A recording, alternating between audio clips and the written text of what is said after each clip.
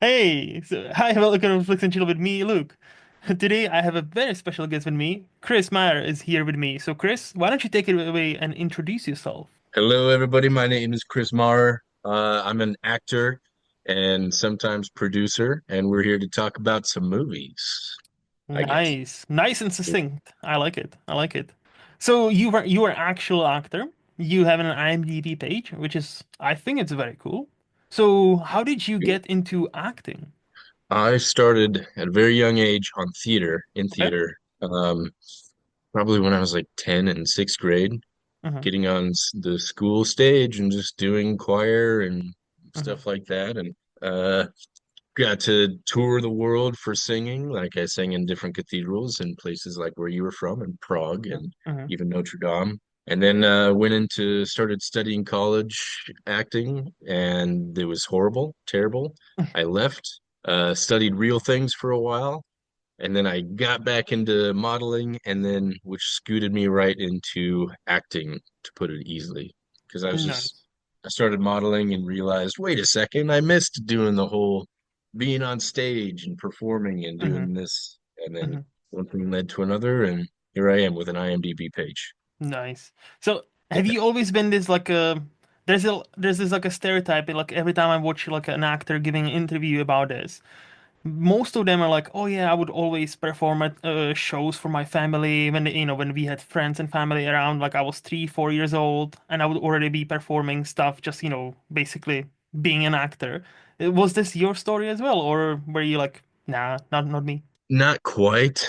I Okay? mean, I think the closest thing to it was when I started singing in sixth, seventh grade. Mhm. Uh, I liked it and I enjoyed it. And like I was walking through the mall one day when they were doing a Christmas special for the radio, Okay. and they were like, "Hey, kid, can you sing us a song?" And I was like, "Boy, can I!" Hmm. And I grabbed the microphone from the guy and started singing out one of the songs and got a big crowd. And when I was just like a little 10-year-old guy, and everybody was great. Was it a good song? Was I good at singing? Probably not, but whatever. It was a 10-year-old belting out a song that people liked. So I think that was the closest thing to that I had. I think in 10 years old, like it's really about how cute you are rather than how good of a singer you are. Like, like so it's like, oh, that's cute. Yeah, we should have him sing more songs. I was neither. I was neither cute nor good at singing. Wait. You said you were a model as well. So like, okay, I need to push back a tiny bit. Sure, yeah. I don't think I was a cute kid. It's like that, what do they call the ugly duckling thing? Or Hmm. you'd Oh, so start you out, grew into it. So that's what you're saying, you yeah, grew into it. Okay.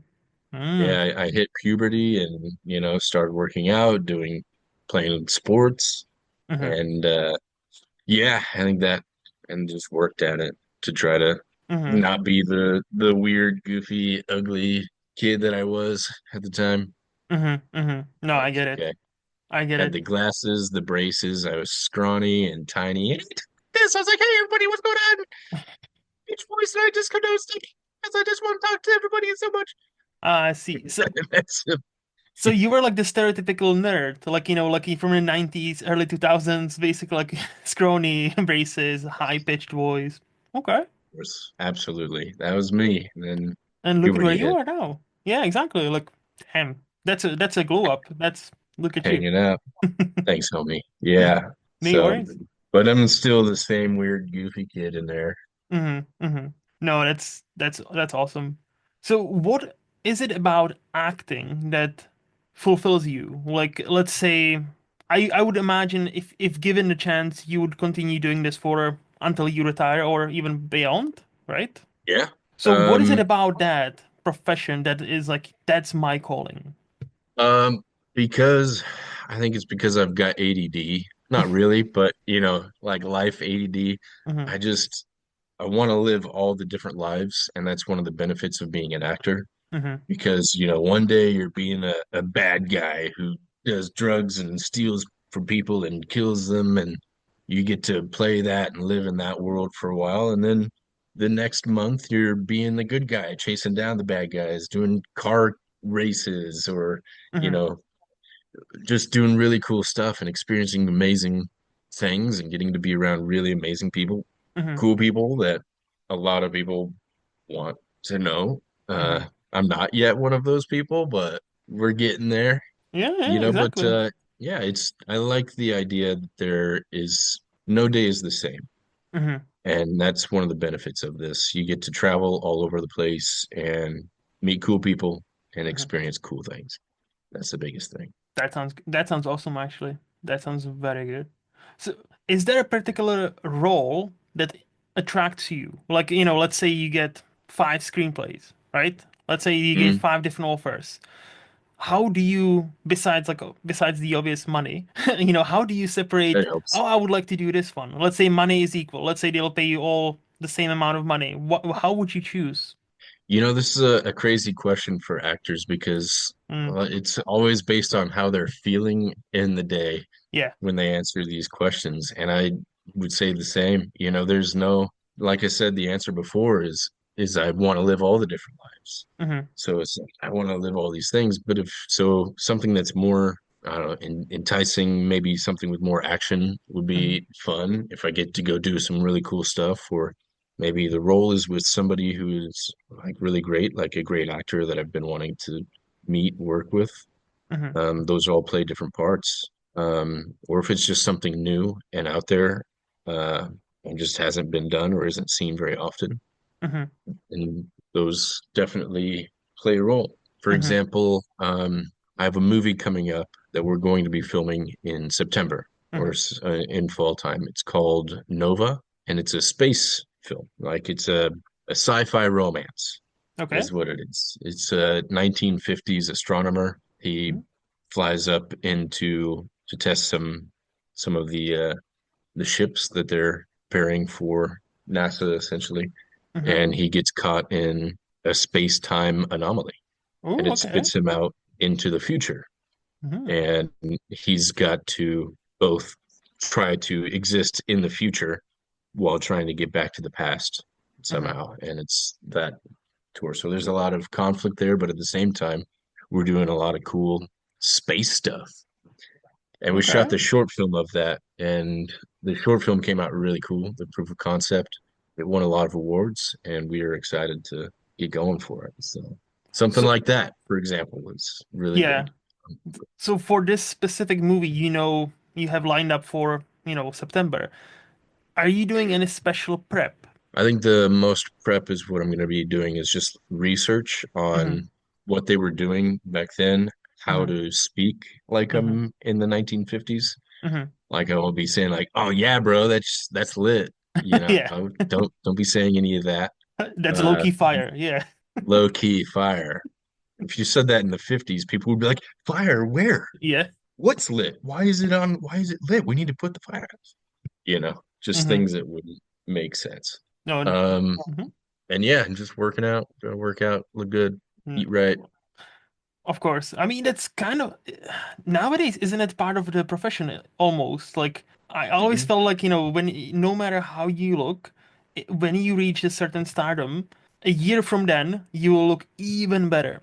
Like, and it's always fascinating to see, like, how already good-looking people are, given them a year or two once they reach certain stardom, and they'll look like out of this world. Yeah. I feel like, once they hit a certain level and they get that first really big paycheck and they're like, Hmm. oh, I don't have to be on that struggle bus. I can afford a trainer. Hmm. Also, when your life is essentially on camera, you're going to be seeing and looking at yourself, or other people are going to be seeing and looking at yourself, and that plays a large role on one's conscious, Yeah. um, in one's psyche. So there's a lot of pressure there Hmm. for it. Hmm. Even the like you say to go to your point, even the actors who were became famous for being the fat guy, like Hmm. Jonah Hill, for example. Yep. He was the fat guy, and then he lost all the weight and got in shape and all that stuff. And he's like, well, he did the Scorsese movies, he did the big movies, and then, like you said, but Hmm. so it's No, like one way or another. Good for that him, was but actually my next question. I know there probably might be like a ton, but is there like a one or two directors specifically you would love, if given a chance, like jump on and work with them tomorrow? Let's say you have a pick of a yeah. litter. Like let's say you get to pick. director or two for right now sure. that excite you? Oh man. I mean, just name any big ones that Hmm. have been there. I would love Scorsese would be awesome, would be super Okay. cool. Hmm. Um, Snyder would be awesome. Hmm. The big guy, what's his name? He did all the super. That's okay. Uh, Peter Jackson. I'm a huge Oh, Lord of the Rings film fan, nice. so Hmm. yeah, that would be dope. How Nice. about you? Who would Well, you go I'm not for? an actor, so hey, like I. If tomorrow I was like, "Hey, dude, there's a role that's perfect for you, but we Mhm. haven't decided on who we're gonna pick for the director. Do you have any Ah. suggestions for this space movie that we're doing?" See, for space, I would go. I'm basic. I would either go right now, Nolan or Denis Villeneuve. Like like those two. Like, but there are so many like talent and youngish people coming in from like like A24 and from like indies right now. So no, it's hard, but it's like like for space, you gotta go with the yeah Denis Villeneuve. Like he's done quite a few sci-fis and masterfully. Christopher Nolan. You cannot really go wrong with those two. No. I kind of like it when you see directors stepping out of the particular genre that they're Hmm. going for. So I don't know, like seeing a director step in like that. Yeah, Have Christopher you Nolan. Have you heard the Bong Joon-ho what he said about Alien, that he would like to do Alien movie, the director of Parasite and Mickey 17. And did you hear the twist?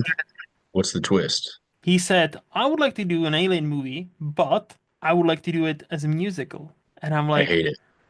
"See, I like the first impression is like why, but the second impression when I think about it for a couple of seconds, I'm like, but it's Bong Joon-ho. Let him do it. You know what? We've had Yeah, some I bad get it. Alien movies. And if he has some vision, I'm very intrigued. Like genuinely, like no, like I'm not gonna lie, I would be right there. I would be like opening there. I'm there. Like if like if you put there somebody else and it's Alien musical, I might be like probably not. But if it's him, I'm like okay, okay, I'm there. I'm Yeah, there. you have a point. You have a point. I get it. Because there are several movies that exist that if you ever just told somebody the premise of the film, Hmm. you're like, yeah, that sounds like the dumbest film ever.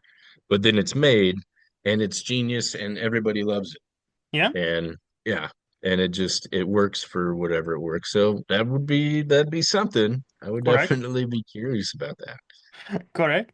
So, Chris, obviously you're an actor, you're a movie fan, that's why you're here. But besides that, do you even have time to have any other hobbies? Like, what makes Chris Chris? Is there anything else you enjoy whilst you're not acting? Oh no, man, I don't have a life. You're just so focused on your acting career. Like, no, I get it. No, I've been playing video games a lot lately. I just Okay. downloaded Starfield. If Hmm. you've heard of that from Bethesda, if you like video games. Mm-hmm. So I've been doing that at night when I calm down and chill out. Mm-hmm. But most of my time, I would say I spend try to spend with friends, but I make friends in the movie industry and try to make things happen. I spend a lot of time with family Mm-hmm. and I travel a lot, Of too course. much, I mean, it mostly goes with the for territory, isn't it? Like, it's just so yeah. I feel like I'm always recovering from one trip to another and just trying to catch up. That's all Mm-hmm. I'm doing. Mm-hmm. It's just playing a big game of catch up. Yeah. What's your favorite? So, if you're a bit of a gamer, then what is your favorite genre of games? Um, Things like medieval warfare type things. Ah, okay. So, like Age of Sword Empire. shields. Yes, I grew up playing that game on computer, and there's a game that's out that I play a bunch. It's called Mountain Blade Bannerlord, if you've ever heard of that. Nope. Uh, it's okay. It's very nerdy. Hmm. Or a recent one that just came out is Kingdom Come 2. I played the first one. I haven't played the new one, but I have heard about that. It's a Czech Mhm. game. So yes, I have heard of that. It's a Czech developed Yeah, game. So very that's proud of right. that one. But again, Yeah, have haven't you played played it. it? Nope. I If you're Czech, you would probably appreciate it because they use real characters yes, and real locations, yes. and each location and character they give like a huge bio about it, and it's about real time periods, times.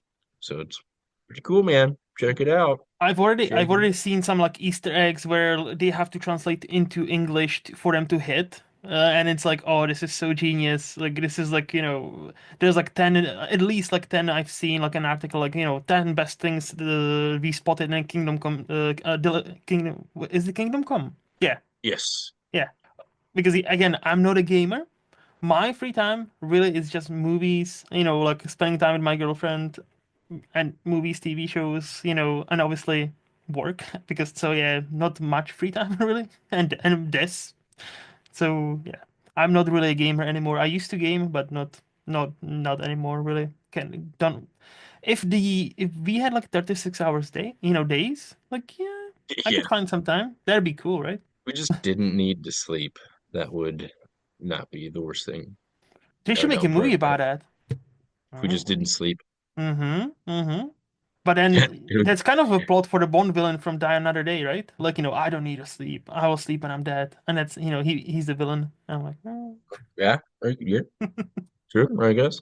It'd be like, well, you would do away with the need for beds, probably. Would you even need true. couches? I mean, Do you need rest? Do you need to like to sit and rest?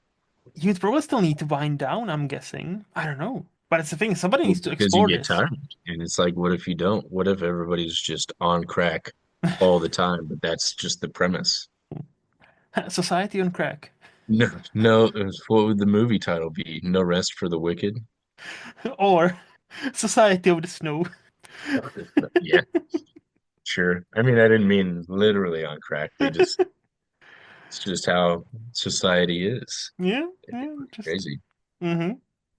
if we just didn't need sleep or rest. It'd be interesting. I'll say that. It'll be interesting. And to be fair, I already don't sleep that much, so like I'm almost there, but I get tired. So hey, it's not great.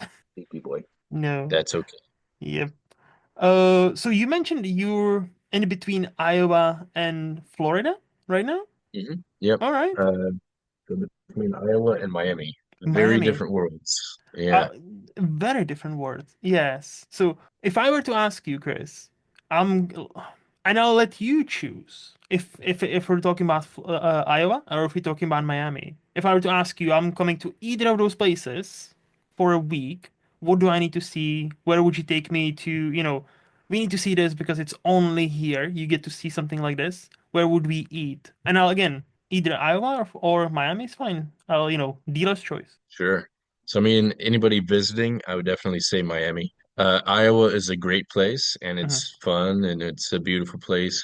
But I mean, I encourage people to come here or to the Midwest Hmm. because where I'm from is real America. It's like how the rest of America actually is, Okay. 85% of the US is like here. And it's just common, regular people who are very nice, will help Hmm. you out any situation you're in, Hmm. and just great to talk to. People are great. But if you're visiting, Miami's the place to go because, living La Vida Loca in Miami, you got to go to the beach, you got to go to some of the crazy clubs and do all that, and then go hit the pools and stuff like that. And there's some cool museums and places to eat there. Hmm. I Hmm. think I've been to the Naceret in Miami. I don't know if you remember the Salt Bay, the guy who puts Oh, the salt yeah, yeah, on. yeah, yeah, yeah. So I've had him salt my meat before. How was So that? I food like that. Overpriced, Okay. overrated. Mm, It's good, hmm. but it's also like, well, I could make this same thing and just at home do the thing for Yeah, 20 bucks or spend like $200 here. yeah, It's dinner and a show type thing. It's the experience. yeah. You can be your own Salt Bay. So, Yeah, why pay somebody else to be the Salt Bay for you? That is true. That is true. exactly. And So, it's a lot. It's expensive, but uh, fun if you got the money. yeah, isn't that That's the what you problem do in Miami. nowadays? Like, you can have fun as long as you have money. That's the Yeah, it's easy to have fun if you have a lot of money to go. have fun. Yeah, yeah. I haven't made That's. it big yet, so I'm waiting. But when I do, you hit me up. I'll be like, "Hey man, come to Miami. We got our cigars. We're hitting the club. I don't care. We're getting the bottle service." And for some reason, Hmm. I'll have that voice. I guess that's just how I'm gonna talk when I have a lot of money. I don't know. Mm-hmm. No, Miami seems wild. Like Miami, like I've Yeah. seen like some clips and shows, obviously from Miami movies, and like Mhm. it seems like a yeah one of the places to be for like as you say, partying if you want to have a Mhm. good time. It's almost like in a way what Las Vegas used to be in like back in like 90s, early 2000s. It's now like Miami. I feel like is more of the party town. Yeah. They both are. Mm-hmm. I've shot movies in both places in Miami and Las Vegas. I've shot in Las Vegas a couple of times. I Okay. would say, I mean, Las Vegas definitely still has that, but Mm-hmm. I haven't been seeing it too much lately. But Las Vegas, interestingly, is turning into what they're calling Hollywood 2.0. So they're building some big studios out there. I think it's like Mel Gibson and Mark Wahlberg and other big Hollywood players are working on building studios. Okay. Uh, in Las Vegas area and Miami for movie production. That's where Michael Bay lives. He lives there. Mm-hmm. Uh, I've worked with him before on a commercial, interestingly, Okay. in Miami. But the Miami is working on bringing films back to Miami Mm-hmm. because Florida got rid of the tax incentive that allowed for movies to come and be there and shows. So back when they had it, that's when you had shows like Miami Vice coming out or Burn Notice, and all the big Miami movies were out there, and people were like, "Wow, Miami!" Mm-hmm. Now Mm-hmm. it's we don't have that allure anymore because we lost that. Yeah, yeah, but Lost. unfortunately, like yeah, tax incentives are big for mu movie productions, aren't they? If there's Absolutely. none, we're not shooting there. Like, we're changing. Yeah. So today, I don't, if you ever notice like some of the settings of a lot of locations, you'd be like, oh, that's a different or weird random location or a setting for a movie to be in, but it works. They make it work. A Yeah. lot of times it's just because of the tax incentives Hmm. that they're shot there or being done there. Like most of It's like, Marvel yeah, is this like movie could be made Georgia. anywhere. Yeah, exactly. Like most of Marvel is like Georgia exclusive. Like, you can always see like, Georgia, Georgia at the end of the credits. And I'm like, yeah, because Yeah. Georgia still has those like tax incentives. So Hmm. many, and not just Marvel, but I know many productions often clash in Georgia. So like, this movie is made there and on a couple of miles down the road there's another movie being made right now, and it's like, okay. So, Yeah. And New Mexico too yep. is another one. So like, Hmm. Breaking Bad, for Yep. example, it was shot there for a long time, and I've shot a couple of movies, a few movies out there in New Mexico, and Hmm. there's not a lot out there. I mean, it's a lot of desert and canyon and mountainous areas, and a lot of the reservations, the Native American reservations, which I've shot on, and it's Hmm. cool and great people. But it's like we would never have really shot there had it not been for these tax incentives Yeah. out in the Yeah. middle of nowhere. But they have it, and we come and we spend, hundreds of thousands of dollars on these locations, and that money goes to the people, back to the people in the area. So there's Hmm. definitely benefit to it. No, yeah, 100%, 100%. Yeah, So I'm what is working on your doing the same here, okay? for where I'm at in the Midwest. Hmm. So I live in a place that's right next to Omaha, Nebraska. I'm in Okay. Iowa, Council Yeah. Bluffs, Iowa, and I live 15 minutes from Omaha, Nebraska, which is the bigger city. Hmm. So I'm working on making movies with Nebraska and Iowa and Hmm. one in their tax incentives and grants and bringing movie production here. So working on it. We're getting there. That's awesome. That is Yeah, that is it's fun. that is very good. So you mentioned a couple of locations already. So I'm Mhm. guessing like I'll ask you a cliche and question.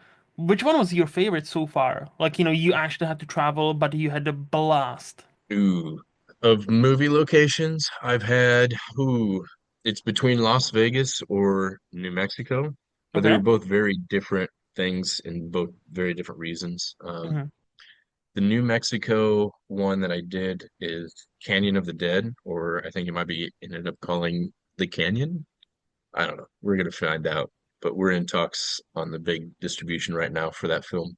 Hmm. But we shot that film. It's starring Tom Felton, Wes Studi, Abigail Breslin, Finn Jones, and then I'm in it a little bit, a tiny bit. Nice. But we shot. Um, we actually were shooting on the Navajo reservation, and it was a time period piece of the 1920s. referring to the first female archaeologist and her husband, who was like the real life Indiana Jones, who Indiana Jones was based on. So while we were out there, we had a lot of Native American stories involved because they're discovering the first nation of America, the Hmm. Anasazi population, to get back. But while we were out there, we're working and filming on the Navajo reservation, and we had a lot of the Navajo guys on board on set working with us as actors, and I had a great time getting to know these guys. We were shooting out in the canyons every day, so my office was just gigantic, beautiful scenery and locations, working with amazing people. And it was great to get out because it was during COVID, actually. So we started Ah. shooting 2020, Hmm. had to take breaks and shoot 2021, and then Hmm. ended up shooting again in London in 2022, which was Wow. amazing. Yeah, it was nuts. It was crazy stuff. So there was that. There was like the aspect of beauty and great people to be around, and that was great. But then on the other side, there was a movie I shot around Las Vegas Hmm. that I loved. It was called Mojave Diamonds, and I got to act along next to a guy named Cowboy Cerrone, Chael Sonnen, and Rampage Jackson. If you know those, they're like famous MMA guys. I know But in Rampage, one of yeah. this, yeah, he's a crazy guy. He's a Hmm. funny guy. But one of the things we got to do is have a car chase Hmm. out in the desert. Of we were where I'm hanging out the window and like shooting the gun. Not really, we were just Yeah. pretending. But we were still actually doing the car chase and like whipping it around on the back desert roads, and I love that and that scenery and being able to do that and then being in Vegas and doing all the crazy Vegas things that we were doing for the movie was a great time. So those That. were two of my favorite Hmm. places that were very different. If That yeah, sounds again. That sounds awesome. Like it seems like you are living your dream, and kudos to you. Like very good. so living the dream, Yeah. Before we move finding on, out. yeah. Before we move on, one last question about this. You mentioned you worked with Michael Bay on a commercial. So I've Mhm. heard quite a few stories about Michael Bay. Is he, I'm gonna ask one simple question. Is he as intense as many stories let me, led me to believe, lead me to believe? Yes. Okay. Yes and no. Hmm. So he's very what I saw was very bipolar on set. Hmm. I wouldn't say I don't know if you're messing up, he will let you know, Hmm. not nicely. Hmm. But if you're doing great and you're doing a good job, he's super nice and great. But it was very interesting to watch him work and to see what he was doing. And it was like very night and day, very, one would say, like I said, bipolar. Hmm. He treated the cast and everybody on set really nice and respectfully. But if people were messing up, like I said, he'll let you know. So, for example, there was like a crew member who was putting C stands in like where we were about to be shooting, Hmm. like on the film set. You're supposed to have them, offset. They're not supposed to be on a camera, and he puts them right on the like into where the shot is about to be, Okay. right where we're shooting. And he like starts storing them there, like he doesn't realize that we're about to be shooting there or something. So Hmm. it's like kind of dumb. But it was interesting because Michael Bay was talking to the actors, and then he saw that happen. So the situation, he's talking to the actors, like, "Hey guys, so did you have like a good lunch and everything is good? Are we happy? We're feeling good today." And then he sees that that's happening. He goes, "Hey, hold on 1 second. Those fucking stands of you damn shit! We're getting out of here." And then he would turn right back to us and be like, "So anyway, guys, what we're gonna have you do is like go right back to work and do these things, okay? How's that sound? Cool. Okay. Great. Yeah, I'm so happy you're here. Get off my goddamn shit." So anyway, what we're gonna do is we're gonna get right. And I was like, Hmm. okay, all right. It's so this is Michael Baytown. Let's do it. I was like, I get it. I right. Nobody messed up after that, I will say. That kind of tracks with all the stories or most stories I've heard about him. Yeah, I kind of tracks. And his movies kind of definitely have that energy. I will say that. Yeah.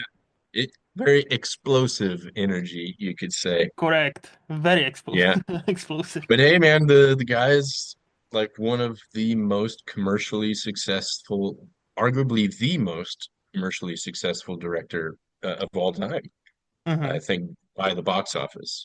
Mm-hmm. Critics hate his stuff. It's like, oh, okay, what are we gonna have today? An explosion? Wow, what a surprise. But it Mm-hmm. works. Explosions, guns, hot babes. Let's go. That's as American as you can get. I was gonna say, Michael Bay just knows what, your stereotypical American really wants to see on a screen. And it works. And And people hate him for it. Film buffs hate him for it, and mhm. critics hate him. He's people are one way or another on him, but the box office doesn't lie. The numbers don't lie, you know. I really don't mind him. Like I actually really like quite a few of his movies, especially in the 90s. Like, one of the classics of the genre is The Rock. With Sean Connery, Nicolas Cage. Yeah. Like, that's a movie that's just 2 hour of like adrenaline and goes. you know. Yeah. And I cannot see anybody else, maybe like Tony Scott at the time, doing that. Like and then making that same movie with having the same effect. So, and where else will you see Nicolas Cage and Sean Connery? Connery. Oh, I don't oh, know, man. I don't know. Does it? Is there other Nick Cage I, and Sean nope. Connery movie? I don't No. think that. I think that's the only one. I trust your judgment. I don't know. Yeah. I mean, I could see it happening, but hmm maybe not. It's cool. Yeah. Yeah. But that's the thing. That's Michael Bay for you. No, yeah. I appreciate you Nonstop. sharing that story. I appreciate that. Thank you for that. I Yeah, of course. No problem. It's I fun. think It I was a think great with experience. hmm Oh, no, it sounds like it. It sounds definitely sounds like it. I think with that we can move to the this or that part of the show where I'll ask you or I'll give you two choices and you tell me which one would you prefer and why. So, Okay. Chris, TV shows or movies? TV shows. Oh, why? I like to have stuff that I can be invested Mm-hmm. Mm-hmm. in. And arguably some of my favorite movies, we'll be getting to this later, are really movies that are in trilogies, I see. or the longer form, and it's stuff that you can be invested in and more involved with as opposed to movies, which I love making. I love Mm-hmm. making films a lot, Mm-hmm. but uh, movies are like a one night stand. You just get like a boom hour and a half or 2 hours, and then you're In done. and out. Yeah. But yeah, which is great. There are Mm-hmm. plenty of whatever you want to call it, great memories, great movies that you love that are just like that. Mm-hmm. And but the shows I can really get into them, like Game of Thrones, for example. Mm-hmm. Um, I'm watching House of Cards again. Nice. Um, or there's an animation one called Archer that I love, and I just Archer is awesome. yeah, great, awesome, funny stuff. And so I can just stuff that you can turn on and watch and whatever. And Mm-hmm. I don't have many movies like that for Oh, myself. yeah, that's How about that's fair. yourself? Are you I'm series or movies? Movies. I think movies, yeah. Like I love me some TV shows, don't get me wrong, and I try to watch as many as I can, but like I am behind because I watch so many movies. So, yeah, it It's good. just, you know. But yeah, tea or coffee? Coffee. Nice. What is your order? Yeah, nice. My order, so I'm weird. I do Okay. coffee. I make my own coffee. Okay. I like to get the nice beans. I'll crush them up and do the thing. I'll do that, and then I'll put honey in it, and I'll even put butter into it. Ah, I've heard of Grass-fed that. butter. Yeah, yeah, Yeah. yeah. It's weird. Everything I do, a lot of things I do is really weird. People are like, hmm that's so weird. And then people try it and they're like, okay, all right. That's So true. when you're at home, do you just have like a coffee machine or do you have a preferred brewing method for coffee? I have a coffee machine. It's good. I've done the Okay. whole French press thing hmm and hmm stuff. And honestly, I just like a drip coffee. It works. It does the job. I make Fair. it to the right amount of strength that I hmm like. hmm It's good. How about Yeah. yourself? Tea or coffee? What are we doing? Coffee. Yeah, no, I'm a coffee guy. I got into coffee during the pandemic and discovered Mm, specialty coffee. And yeah, one thing led to another. And yeah, like a drip. specialty coffee. What is specialty coffee? Like, I like my beans light roasted, as opposed to like most coffee shops use like medium to dark roast because they are like more palatable for many people. Like, they taste like chocolate or a hazelnut and all that. And for me, I prefer the like slightly bitter, sour, like lemony, grapey kind of Mm. coffees, like from like Ethiopia, Kenya, Brazil. Oh yeah, so but I'm kind of like you. I have my own coffee grinder at home, so I always buy some nice beans, and I just crush them up myself, and I just make a pour over, like yeah, or like a AeroPress. And yeah, I'm just chilling with Gotcha. my So you like coffee. a nice blonde roast. You know, the light roasted actually has more caffeine than the dark roasted. Y- uh, To People an will think extent, it's the yes. other way around. To an extent, Well, yes. I've seen a video about because it. the That's like yeah, it basically goes very nitty gritty into the science of that, and it's like yes, but not all the time. But yeah, I know what you mean. Yeah. sure. The idea is like it because a dark roast is you just roast it longer and it roasts out the Mm-hmm. caffeinated properties is the Mm-hmm. only reason. Yeah. So I've tested it. It's true, but I personally like the coffee with the taste, the darker roast, so I can have the taste and flavor Mm-hmm. while being able to drink more of it without being too Yeah. Too uh jittery. Yeah. that's how I'm already getting there. Already on the podcast. Ah, Oh, sorry, bud. all good. All good. Money or free time? Money, because money will buy free time. No, I like myself free time so I can play video games, Mm-hmm. try to watch some movies and shows. Yeah. But Get it. to me, I would say, money is time. Time is money. Yep. So No. Yeah. Yeah. I get it. They did a movie about it. It wasn't that good, but yeah, I had a good concept. Yeah. what was the movie? In Time with In Justin Time? Timberlake. Yeah. Oh 2011. yeah. I I liked it. They missed the perfect opportunity to say just in time. that is, yeah. I remember that. It's a good movie. I like the concept. I Yeah, actually the like that. concept was great. I thought the execution was slightly not as great as the concept, but I only watched it once. So it's been since it came out, which is 2011. So yeah, I don't remember much, but I remember I'm like, yeah, this It's one of movie. those movies that stuck with me for some reason. I don't Hmm. know why. But I Hmm. think it was more because of the concept and things. I like concepts. So No, the concept is great. Honestly, it's great, and I can imagine that into being like a great TV show nowadays. Because I think definitely nowadays that concept would be turned into like 6 to 8 part TV write this show. down, write this down. Actually, that's genius. Honestly, yeah. Hmm. The concept of that could be an awesome show because everybody in the show has to deal with the time, and time Hmm. is, everybody can relate to having time or not having time. Hmm. And And when the time yeah, is actual currency in that world, and every time yeah, you pay, you can see how much, less of a time you have left. It is kind of, frightening. yeah. And the slogan could be time is money because it is in this. It literally is. This What would the title be? this We're TV making the show is show right writing now. itself. I was gonna say this, Yeah, it's writing itself, like, effortless. Is this how writers feel all the pitching. time? Effortless. You got to cut all this out before somebody steals the idea, Copyrighted, patented, it's all ours. No, no, no. It's all or ours. just hit me up and we'll all work on this together. We'll make it a collaborative effort in making this TV show happen. All right, okay. Yeah. Honesty or other people's feelings? Ooh, it always depends on who. Okay.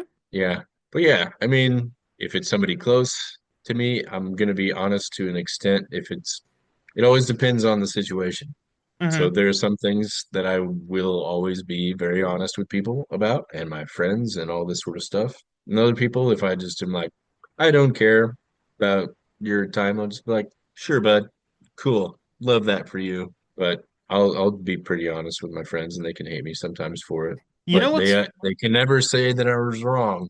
They never they you know can what's say, funny? Chris, you're a jerk, but they won't call me a liar. I was gonna say, They'll yep, always come back later. You were right. yep. I know, bud. I know. You know what's funny? Keep I'm honesty. exactly the same. Like if I consider you a friend or like a family member, I'll be honest, and sometimes to a fault, and I am working on that. But if I'm kind of like exactly like you, but if it's like a coworker or Mhm. somebody like I don't really hang around outside of like this specific occasion or whatever, or if I just met you, I'm not gonna be like brutally honest because I'm like, you know what, we're not that close, so whatever, yeah, yeah. So you have more of the tough love approach. Not a tough love, but I always would rather like I like to be treated the same way, so I treat people the way I want to be treated, and I can always tell when somebody's about to deliver a bad news or wants to tell me something that's not pleasant, and I would much rather just okay, let's not beat around the bush, just hit me with it. I can tell something is bothering you. Let's not tiptoe against the around this issue. Let's just give it to me straight. I'm an adult. You're an adult. Let's talk like adults. That's all. Sure. Yeah. Yeah, I agree. Yeah. Yeah. I personally prefer when people are like, "Hey, Chris, so this thing, you did that. I hated it, didn't like it." And I'd be like, "Well, too bad." Too bad. I'm Or, doing it again. "Yeah, I'm gonna do it again." I'd be like, "Well, that's something either I can work on or not." Hmm. Thank you for the TED Talk. Summer or winter? Summer. I'm in the Midwest. I like both. I was gonna say So so in the Midwest I because do like obviously Miami summer I know it's famously hot because that's why people love Miami. But it. how does like summer look like in where you are? A summer in Iowa is very hot. We have Iowa, where I'm at, is we experience all of the seasons perfectly.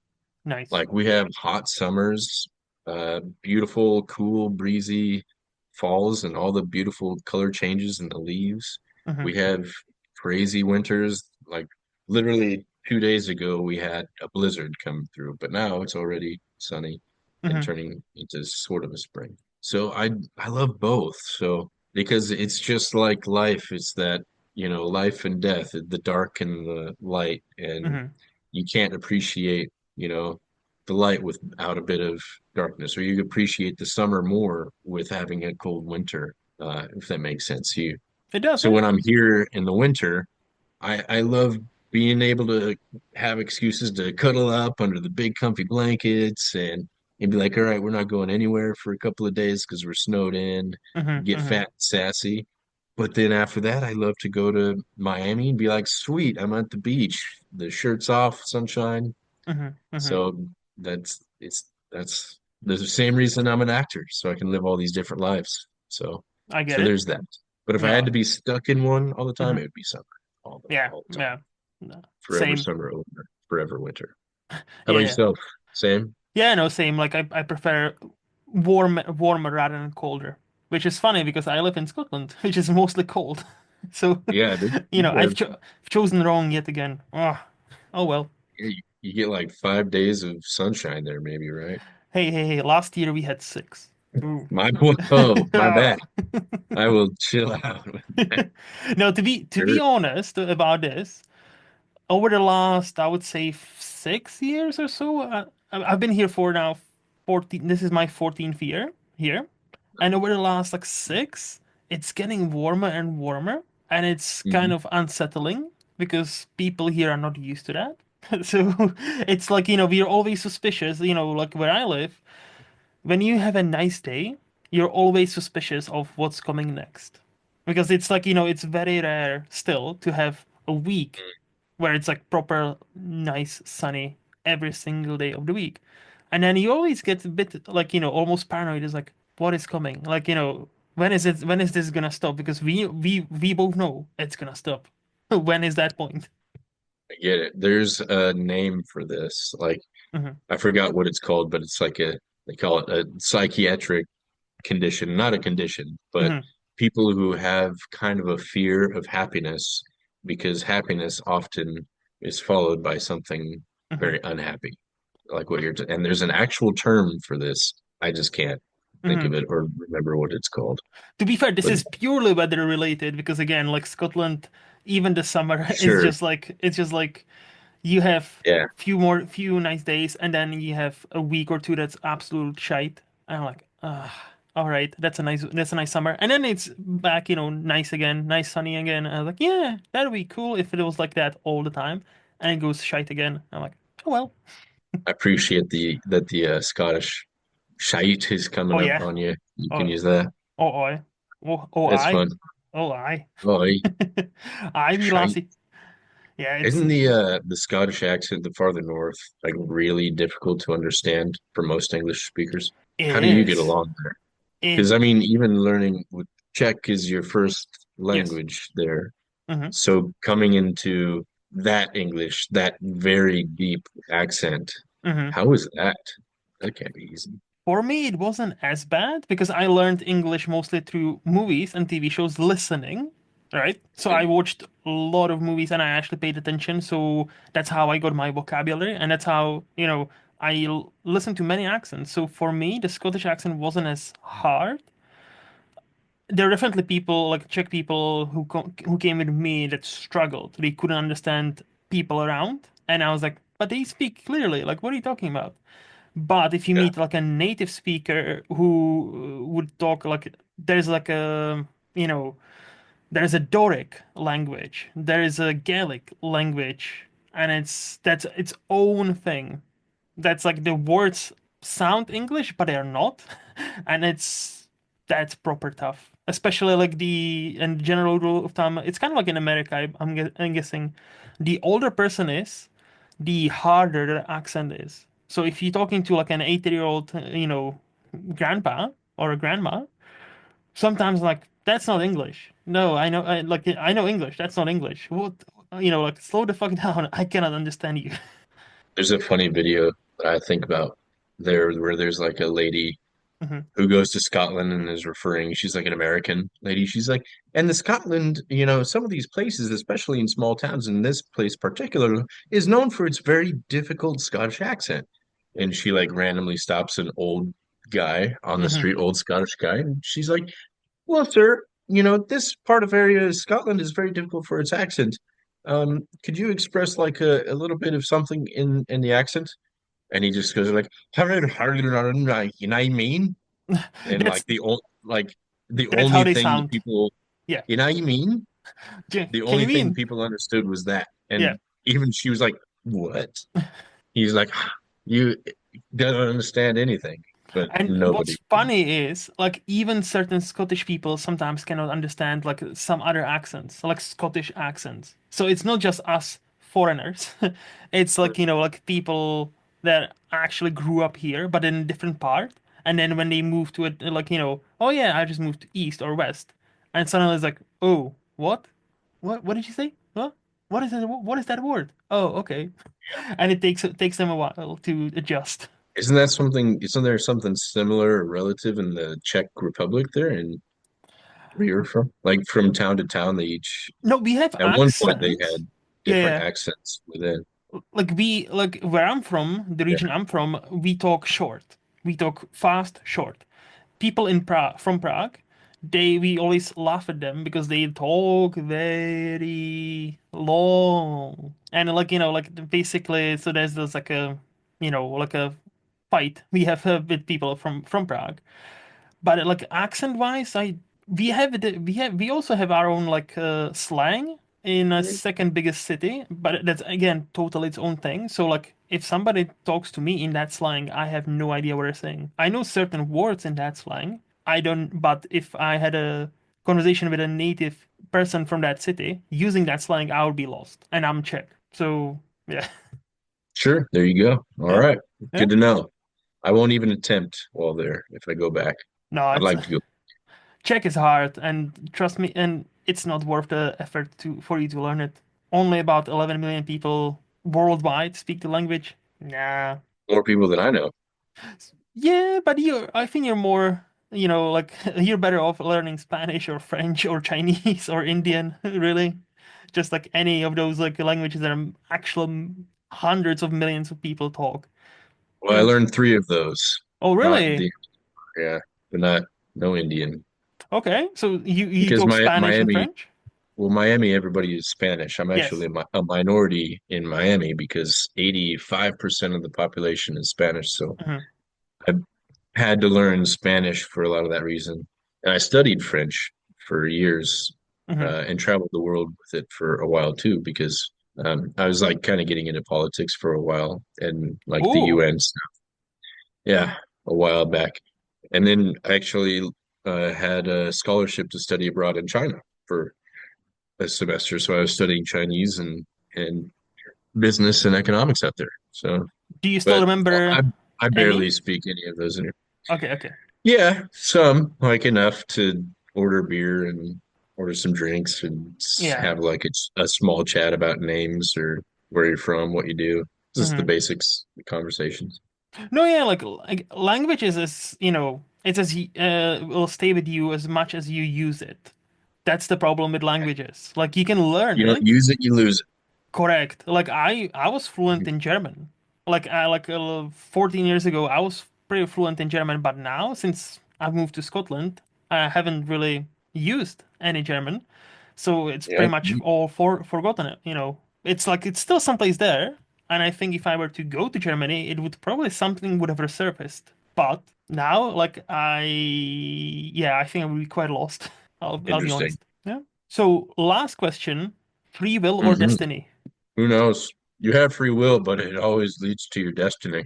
Ah, so you're one of those like half and half. So like your life is you believe that your life is predestined to an to for a majority, but you do have a free will to skew from the path, but eventually you will end up where you were supposed to have ended up anyway. Probably. I feel like that's a lot of people meet their fate by trying to avoid it. I've seen those Hmm. things, such things. People meet their fate by trying to avoid it. Interesting. Okay. I never heard it phrased like that. I like it. It's inevitable. I always think about there was a story about a guy Hmm.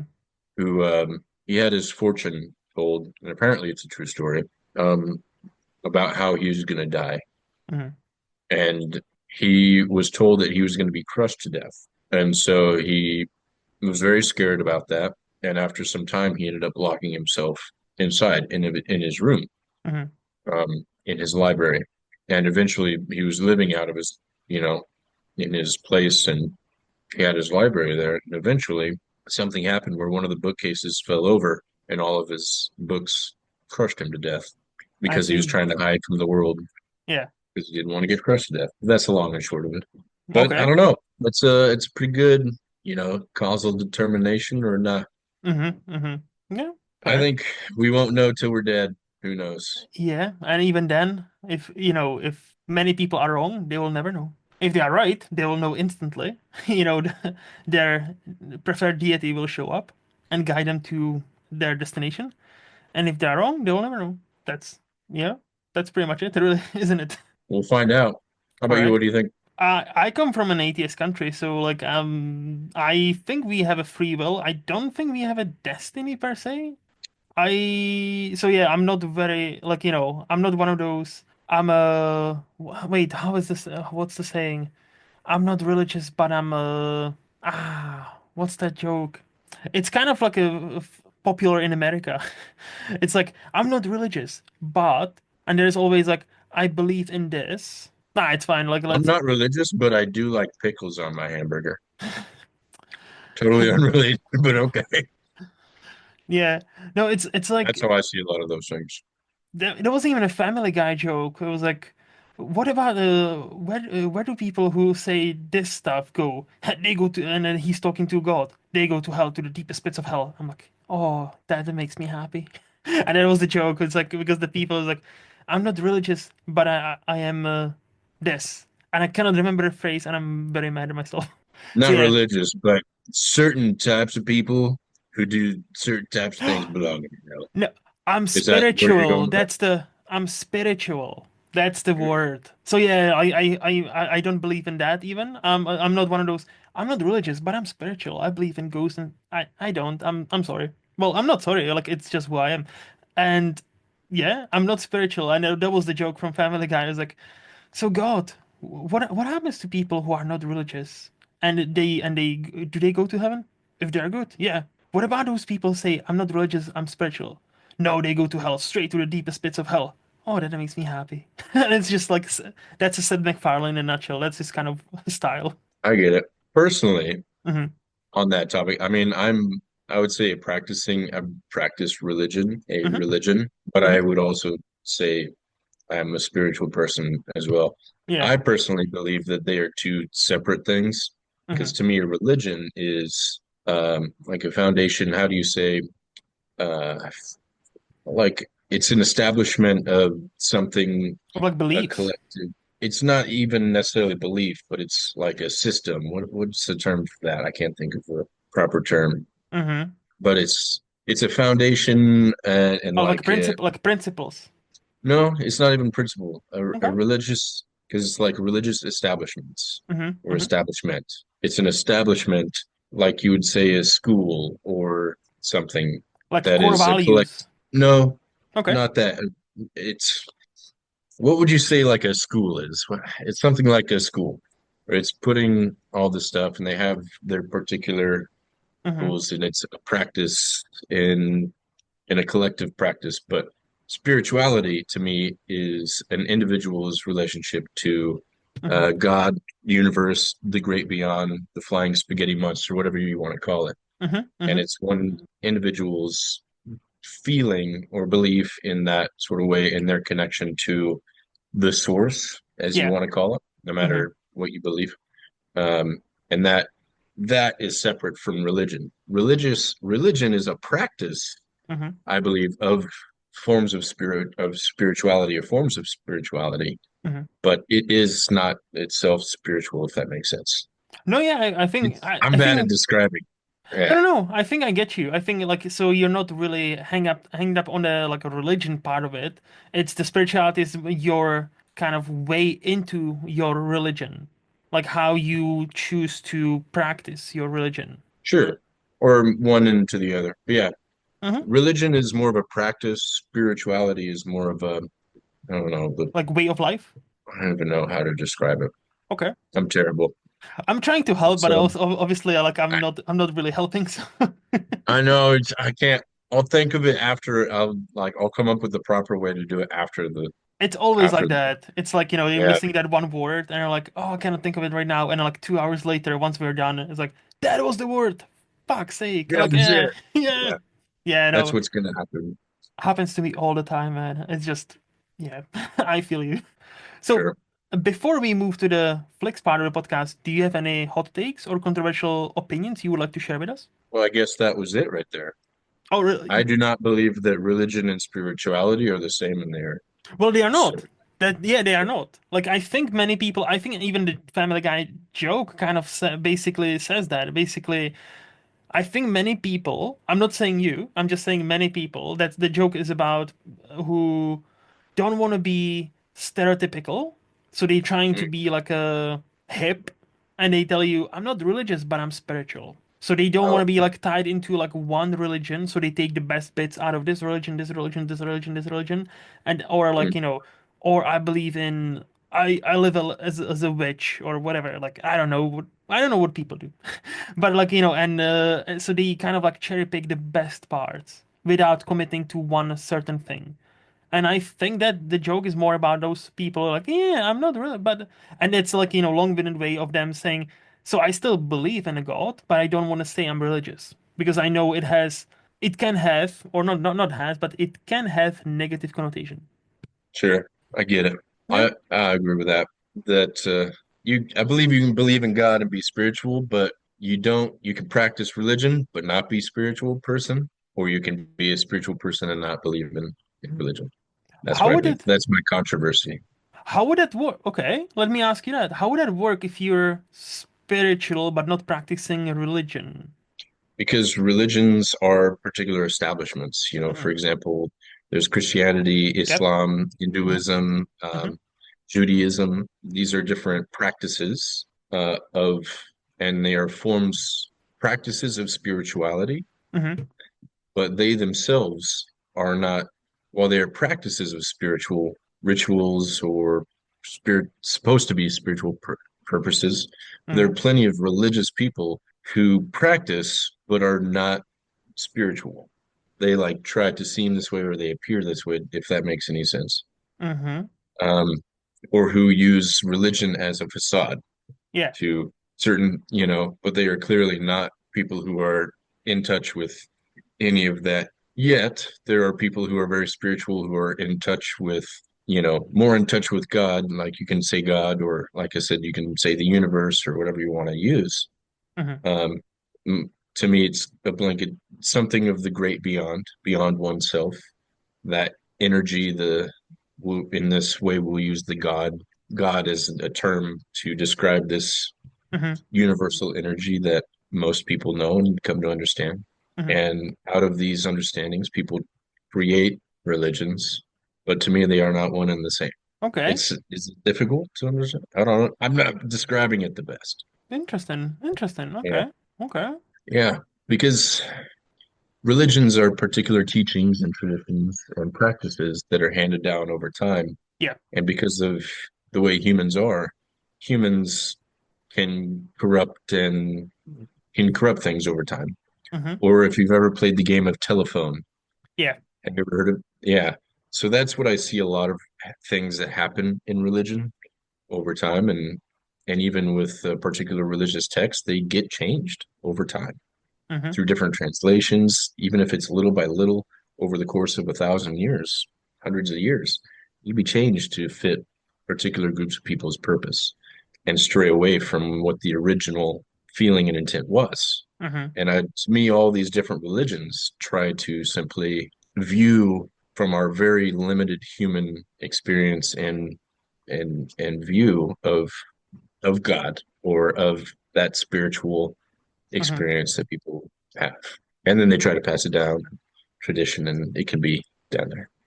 So Yeah. that's my controversial take. Yeah, that's Yeah, so very for much. you, it's not really about like, let's say a Bible or or going to church every Sunday. For you, it's about your own journey and your own relationship with a God you believe in. Yeah, sure. Okay. Yeah, absolutely. And I do both. I go to church every Sunday. I'm active in it, Hmm. but I believe, I like it because of my tradition. It's how I grew up. I like Hmm. members of my church, and the community is great. Hmm. Um, if it weren't for them, I probably wouldn't go to other churches in Europe. I do. I like the European churches, old cathedrals and stuff. Hmm. Um, but at the same time, I will still practice like my own forms of meditation and try practices from other places that are passed down or around for whatever. Yeah. No, I'm not sacrificing babies or anything, No, of course not. but yet, no guarantees. Well, you're not that high up in Hollywood yet, so like, and Yeah, I'm not there yet. Maybe we'll see how many dollar signs it takes. I know, right? Yes. So yeah, we went off on a big tangent on that. So that's my No, controversial take.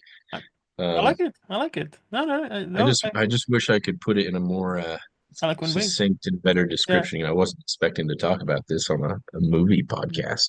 Not But hey, does what I'm saying make sense? yeah. I know Yeah. I think I get you. I think I get you. I think I get you. And again, like I'll always say, despite me being an atheist, I don't have a Hmm. problem with people who believe in this God, this God, this God. And again, like because I understand, hey, if that's what helps you and that's what like makes you, in your mind at least, like a better person, great. And I always like I'm fascinated with the why behind it. Like why do you believe in this God and not that one? Or why, this religion and not this one? But again, like, that, so that to me, that's more interesting question. But yeah, Sure. no. No, I agree with that totally. But to me, Mm-hmm. I believe that all these different religions are essentially looking at the same thing, Mm-hmm. just through different experiences, and they describe it differently.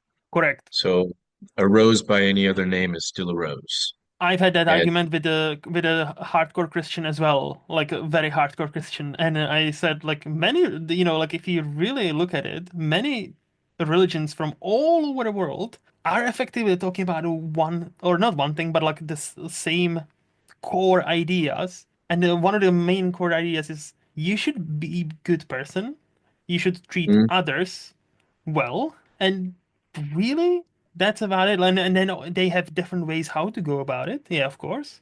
There's like mm, different little details, as you said. Like if you read Bible, it gives you one thing. If you read Quran, it gives you a different thing. If you read what Buddha is talking about, you obviously lead a different life. So the details are totally different, but the core ideas to better yourself, to be better to others, to live a meaningful life. They are all kind of there. yeah, the golden rule, do unto others as you would have done unto yourself. Correct. Correct. That's what most of those things end up winding down to. Mm-hmm. Yeah. Yeah, and those are great. Mm-hmm.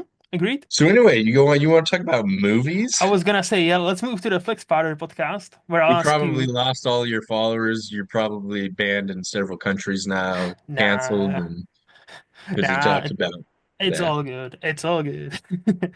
Now, so this is the part I'll ask you. Excuse me, Chris. What is the last new movie you would rate 5 out of 5? So anything 2020s. 2020s. Oh, I had it. I knew totally. I looked it up just to make sure. Mm-hmm. I had to look up. I was like, because I feel like nothing good has come out lately, Mm-hmm. but there's got to be something out there, right? Wouldn't you say? There's so many. Like again, Yeah. but you did mention, I think it was off the mic before we started, you don't really have much time to watch movies, so I understand. But there's Yeah, like last couple of years, great many movies. yeah, this is true.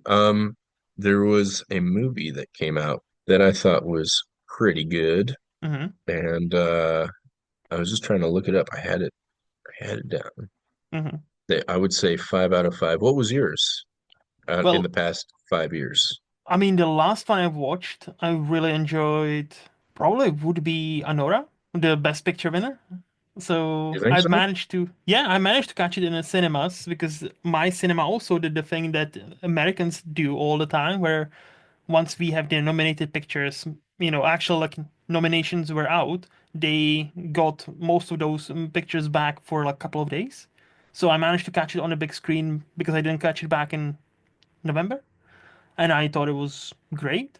I was surprised when Mikey Madison won the Oscar instead of Demi Moore because I am a big fan of the Substance. Mm, But I'm not mad about it. She was awesome. And I thought it was a coin flip between those two, really. And I knew that. So, but it's kind of funny how that's literally the plot of The Substance, where the younger, more attractive girl edges out the older, more experienced woman. I'm like, The Substance, yeah, that's kind of meta. funny. Yeah, Yeah, I didn't watch either of them. Uh, that's fine. I was even at Cannes and stuff, and I didn't even hear about Honora until after Hmm. Cannes and everything like this. And I was like, this movie doesn't seem appealing at all Hmm. to me. And then afterward, I realized I think there was a recent study done on like a survey of a couple thousand people who have gone to the movie theaters, Hmm. and it's like 85% of the people who went to the theaters only saw one movie, Hmm. and 85% of those people did not watch any of the Oscar nominated like movies like that.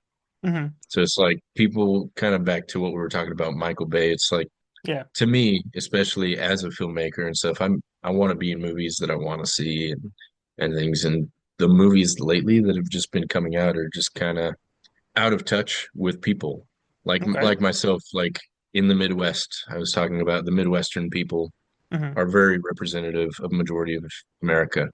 Hmm. And the director of Honora even was saying, hey, go to the theater, support indie film Yeah. and all these things. But there are no movies that like people, average regular people want to see. And then I also realized that Honora, Hmm. their production budget was $6 million, but their marketing budget was $16 million. Oh. So what they were doing was they were sending all these personal private things to all of these Academy Award win or the Academy Hmm. members Hmm. and all these people to like essentially kind of like Well, but isn't that how the game is bribing played? people and things. It's the game. And it's Yeah. kind of as a filmmaker, Hmm. it sucks. And it Hmm. sucks to see because there are amazing, talented people out there who are doing real stuff, Hmm. who are making things that people would want to see, but because they don't have a 10, 15, $20 million budget to market their film Hmm. and to get in with all these different people, these movies are never seen. And I'm not saying that's any movies that I've done recently. I know the quality of, I'm doing fun stuff and it's Hmm. cool, but we want to be doing really cool stuff. Hmm. But it's hard. And then especially you're seeing all these kind of remakes and Hmm. stuff that are not that original or Okay. pushing a particular agenda that a lot of these things have.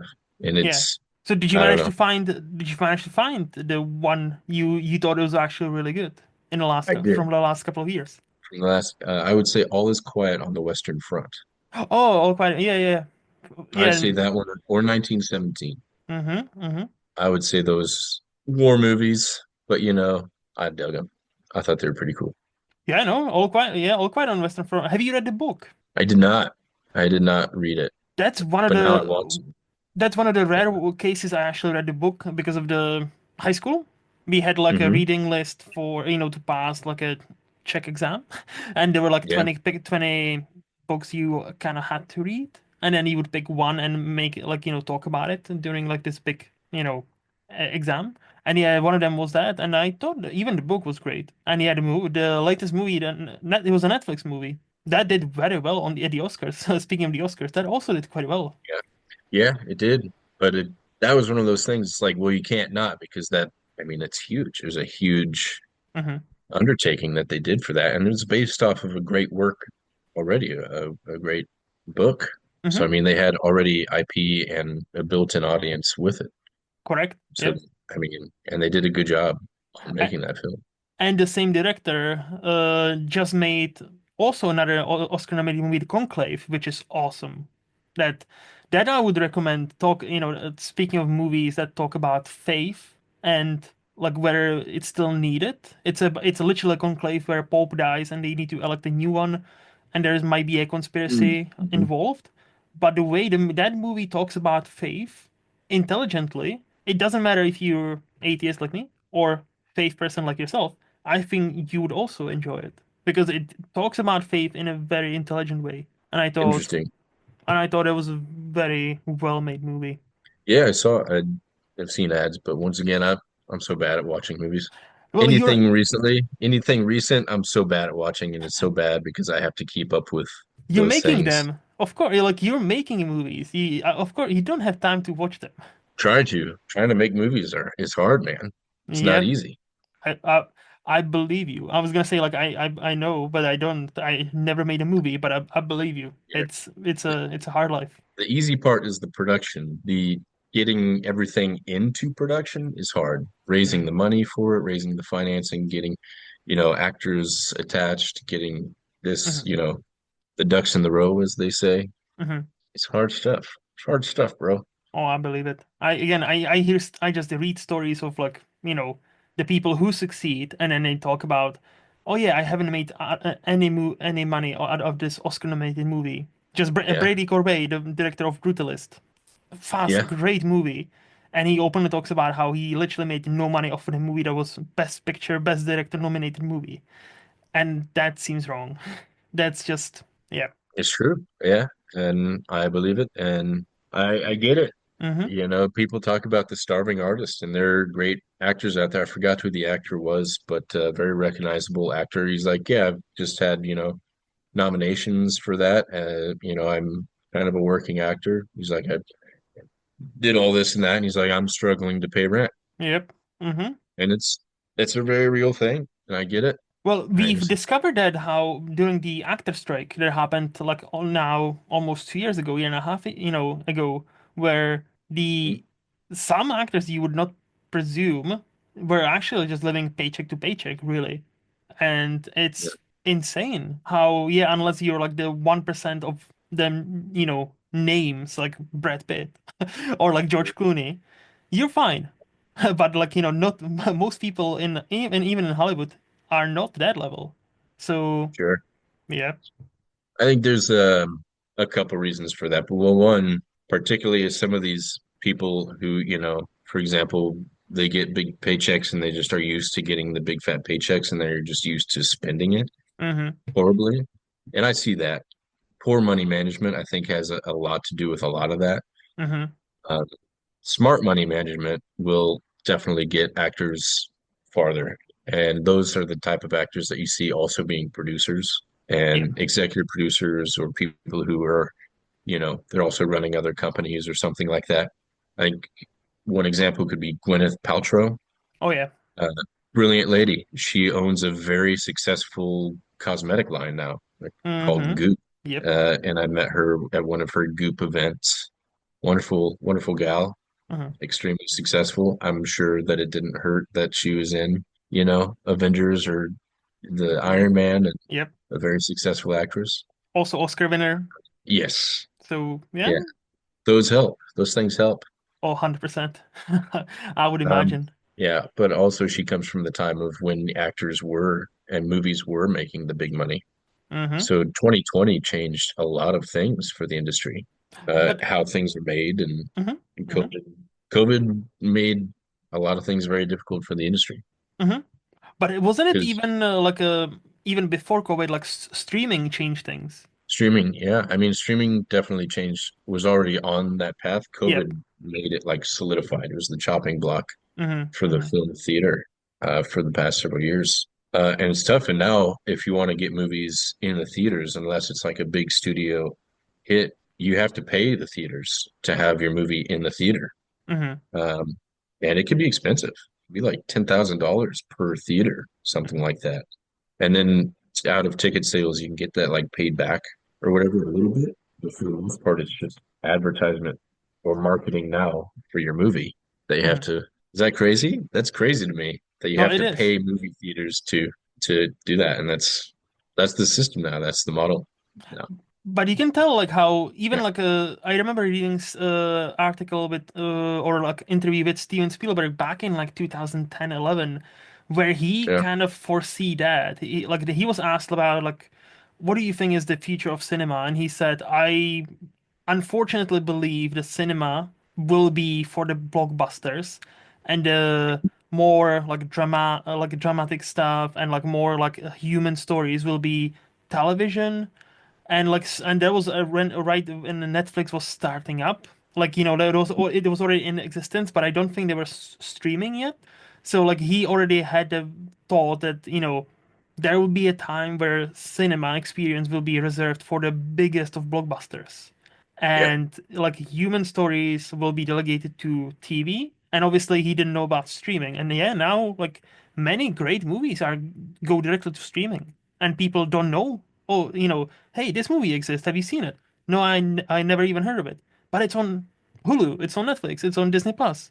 But there's no promotion for it, so they kind of get lost in a shuffle. And yeah, then you get, and then okay, then every once in a while you stumble upon this hidden gem, and it's like this actor, this actor, this actor, this actress is in this great movie, and nobody's talking about it because it was released directly to streamers back in like 2 years ago, and it's yeah. it's Sure, crazy. absolutely. I agree, and I think the future of cinemas are going to be reducing a lot. They'll be in the big cities, but the way cinema will be, to me, I think, is how opera or like theater kind of is today. Mm, So opera used to be like vaudeville was everywhere. Every yep. town had little stages and they were the place to go on the weekend. It was, pre-film. Hmm Film killed that. And now we only have the big ticket operas that are, minimum $250 a ticket in whatever seats for those performances. And I think it's going to become the same way for cinema.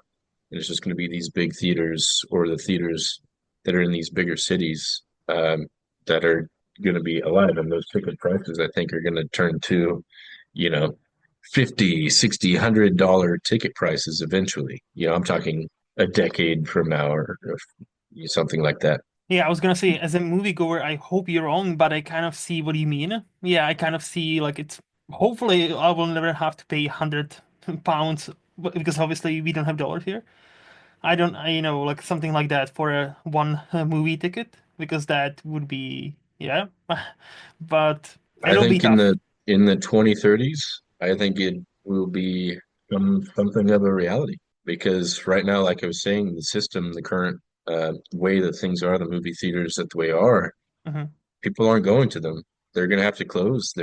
It's just not a sustainable model at the moment, and they're barely hanging on as is. hmm Um, Luckily, we had that crazy AMC stock market thing going on during COVID, and that's hmm still sort of happening, and that supported them a lot. hmm But that craze is going to be dying down. People are moving a lot to streaming.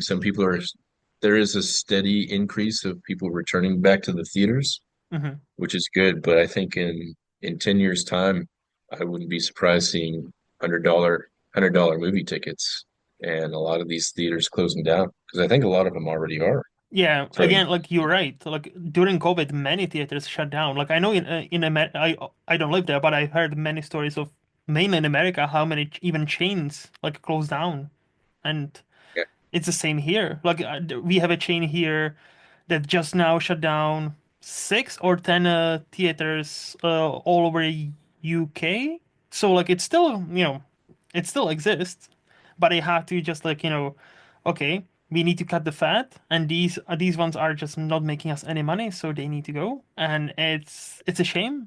It is a shame. it sucks. Hmm. My plan, my hope is to get real rich and buy movie theaters and just be like, all right, everybody, it's a party coming. That'd be We're cool. gonna do and turn it into events because I think you have to kind of turn the movies into events. Hmm. And I'm seeing that. So, if you know, do you know the movie Heretic? It was just out. Yes. Yeah. So those guys who made that, Beck and Woods, are from Iowa. They're from Mm. the opposite side of my state. They made a Quiet Place.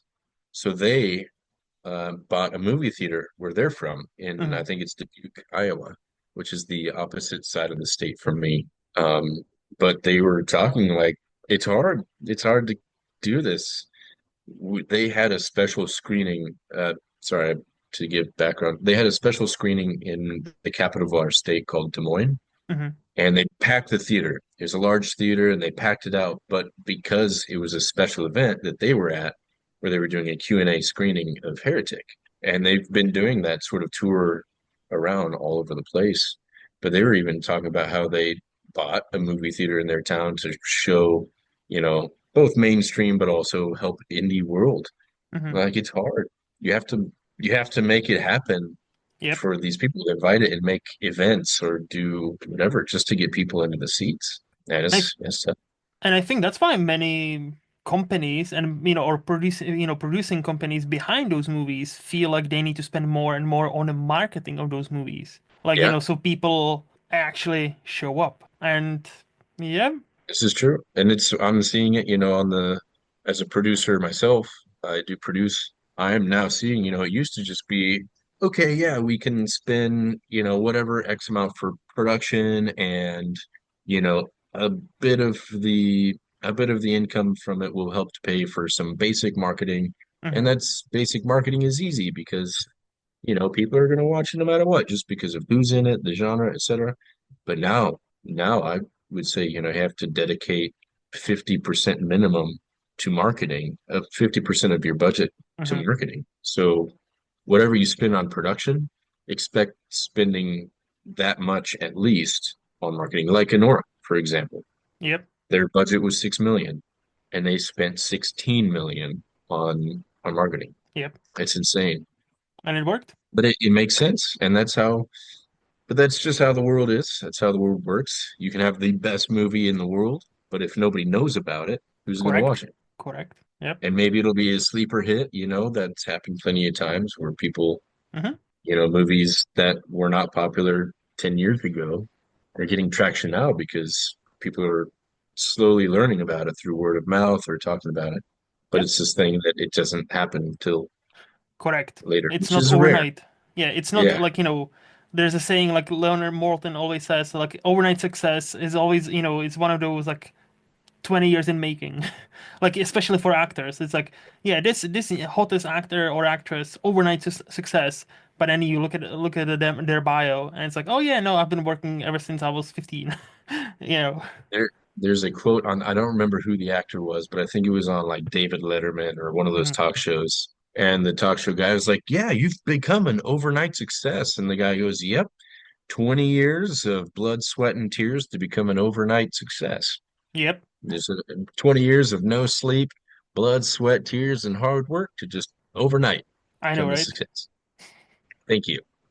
But honestly, it's like that's what you work for. Hmm. Those 20 years of dedication and putting it in your career to get to that moment when you're finally, okay, I'm an actor now, like recognized, people can Hmm. recognize. And it's the same, I think, in any industry that Hmm. you work in to get that sort of kind of recognition, the amount Yeah. of time and energy that you put to it. And 100%. it could be the same, just maybe not on like the on a national or global scale of recognition from those, but maybe within one's industry. Yeah, Hmm. of course. No, 100%. I think that this has been the longest answer to like what's your late, newest movie you'd rate 5 out of 5 I've ever had on this show, by the way. I like that. I really Oh, like sure. it. Well, we keep going off on tangents over here, That's so this is the you tangent, know, this is tangent the show, so all good. All good. So sure. I love it. what do you think, or what would you say is the last quote unquote teen movie you would rate 5 out of 5? So anything in between 2003 and 2019. Ooh, before 2019. Once again, back to the series. I'm a Harry Potter fan. Oh, I nice. just I've read the books and what are the movies absolutely perfect and everything? No, did not. But at the same time, it's the feeling and that Yep. involvement that you have. Also, I worked with Tom Felton, who played Malfoy. Hmm. You know, so I'm like I'm biased. Yeah. Uh, So is there a yeah, specific so one I you would want to say shout those. out? Is there a specific one you want to shout out, or just like the entire like series as a whole? Yeah, the series as a whole, but gotta be there's gotta be something. I don't know. There's gotta be a movie. Do you have any movies but in that time period that you really like or love? I know there exists for sure. Oh, I love Fury. Fury is a movie that I could watch. Oh, with Another Brad war Pitt. movie. Yeah, yeah. Yeah. Mm, Uh Fury was awesome. I love great movie. 300. I love war Awesome. movies like that, 300, those standalone. That's also a Um great movie. 300. Yeah, Zack Snyder. We've mentioned him yeah, before. Yep. I met one of the producers from 300. He came and spoke to a class that I was taking Okay. there for a long time. Kingdom of Heaven, was that in that time period? Yeah. Yes, it was. All those war movies, they were so good back then. They did Mm-hmm. such a great job on those. Alexander the Great Mm-hmm. movie, Oliver was Stone. it? Yeah. Yeah. Yeah, 2004. Yeah. that counts. Oh, I love 100%. those movies. I've got to steer away from the Mm-hmm. saying just war movies and things. How about yourself? What any Out of movies that you those think? you mentioned, I love 300. I love, what was the one before? Well, Harry Potter. Like, I've read all the books as well. I grew up on those books. I love unabashedly. I love all the movies. I'm a due for a rewatch. I haven't rewatched them in a while, so I'm definitely due for a rewatch. No, but the Harry Potter is that's my yeah. I'm that generation grew up reading those books, so Nice. you know the target audience right here. And yeah, like 300. I remember at one time it was like my number two favorite movie of all time, and it still holds a special place in my heart, I'll say. So like, and Gerard Butler, like that's the introduction, like the world's introduction to Gerard Butler, really, where he became megastar. So yeah, no, like 300 is awesome. I still think to this day probably Zack Snyder's best movie. Debatable, like maybe Dawn of the Dead also is great, like his first movie. I'm not quite sure the path he's on right now with the stuff he's been making lately. I'll be Oh, honest. The Watchmen. I love The Watchmen. The Watchmen is great, yeah. So good. Well, that's that was one of my top five Watchmen is also favorite great. films. Yeah. I Yeah, watched that in a cinema, so like I still remember that watching in 2009 in a cinema. That was awesome. yeah. Actually, I think that's my favorite time period of films. I Hmm. think it was like after something happened after 2016, Hmm. where just like movies stopped being cool. I don't know, or fun. Maybe it was because I grew up and stopped having time to watch movies. There are definitely great I, movies there, I'll say, yeah, after 2016. Yeah, but you need they to, exist, but they're not as much as like the yeah. 2000 to 2016 time period. For example, I'm looking at others like the Bourne movies happened Hmm. up until then. Hmm. Troy, also an awesome movie in that time. Hmm. Sin City, Yep. so cool. I'm looking at like a list. V for Vendetta, Hmm. great movies. No, I'm looking at like awesome. a list of all these and it's like, oh, Casino Royale, Oh this is yeah. great. I actually love the X-Men movies too. Those were so fun to watch. Hmm. Hmm. That's when the superhero movies were like just first coming out and didn't become a corporate, commercialized movies. So I'd really love those back in the day. Or the Back in the original day, Spider-Man. They're like the Sam Tobey Raimi's. Maguire. Yeah, Sam Raimi, like the director. Awesome. Yeah. The first two, especially, like. Yeah, that's when the Chef's Transformers kiss. came out. That's when the Pirates of the Caribbean came out. Hmm. And Hmm. it's like now they're just trying to recreate all these major successes with all you know, the Hmm. 100th sequel or something. Yep. Tropic Thunder came out then. Iron Man came out, Yep. you know. I think this was the golden age of film Okay. in this time. Came out, you know, Hmm. Avatar, um, Hmm. No, a lot of everything. great, like, Up, oh, District yep. 9, Yep. The Hangover, Yep. Zombieland, Star Trek, like Dark Knight, like, yeah, like, just Inception, Dark Knight, absolutely. again, Nolan fanboy right here. So, like, you're talking my language. Oh yeah. I'm just No. like kind of going through the different movies. Kick Ass, I loved that movie. That was so fun. Hmm. That was a Hmm. Nick Cage film. Oh yeah, yeah, I know. Uh I'm aware. Yeah, great movie. Great yeah, movie. I'm looking at a list and I'm just like, oh man, now I'm feeling nostalgia for all these. So is it Thor fair to first say? one. So is it fair to say that's your favorite movie decade then? Like so like Yeah. 2000s, like 2010, like that like first decade of the 2000s would be your favorite? Yeah, absolutely. I think this is the age. Mm-hmm. This is the age and the time that it really solidified that I wanted to become an actor because Mm-hmm. that's when, I had the time to sit and watch the movies and, I'd Hmm. be at home Yeah. getting to watch these and doing my homework on commercial breaks back when before streaming, back when the theaters were cool and fun and I Mm-hmm. would do something called Cinema Sunday. So I would even go to the theaters on my own on Sundays, Okay. in college or something and just go watch movies on my own. I had the time and the Mm-hmm. energy and the money to do it. Back when they were just like $10 to go Mm-hmm. see a movie or something. I will say I know there's still some sort of stigma about this, but I'm loud and proud about this. I love going to the cinema on my own. Like sure, I'll go with a friend or with my girlfriend. Sure. Mhm.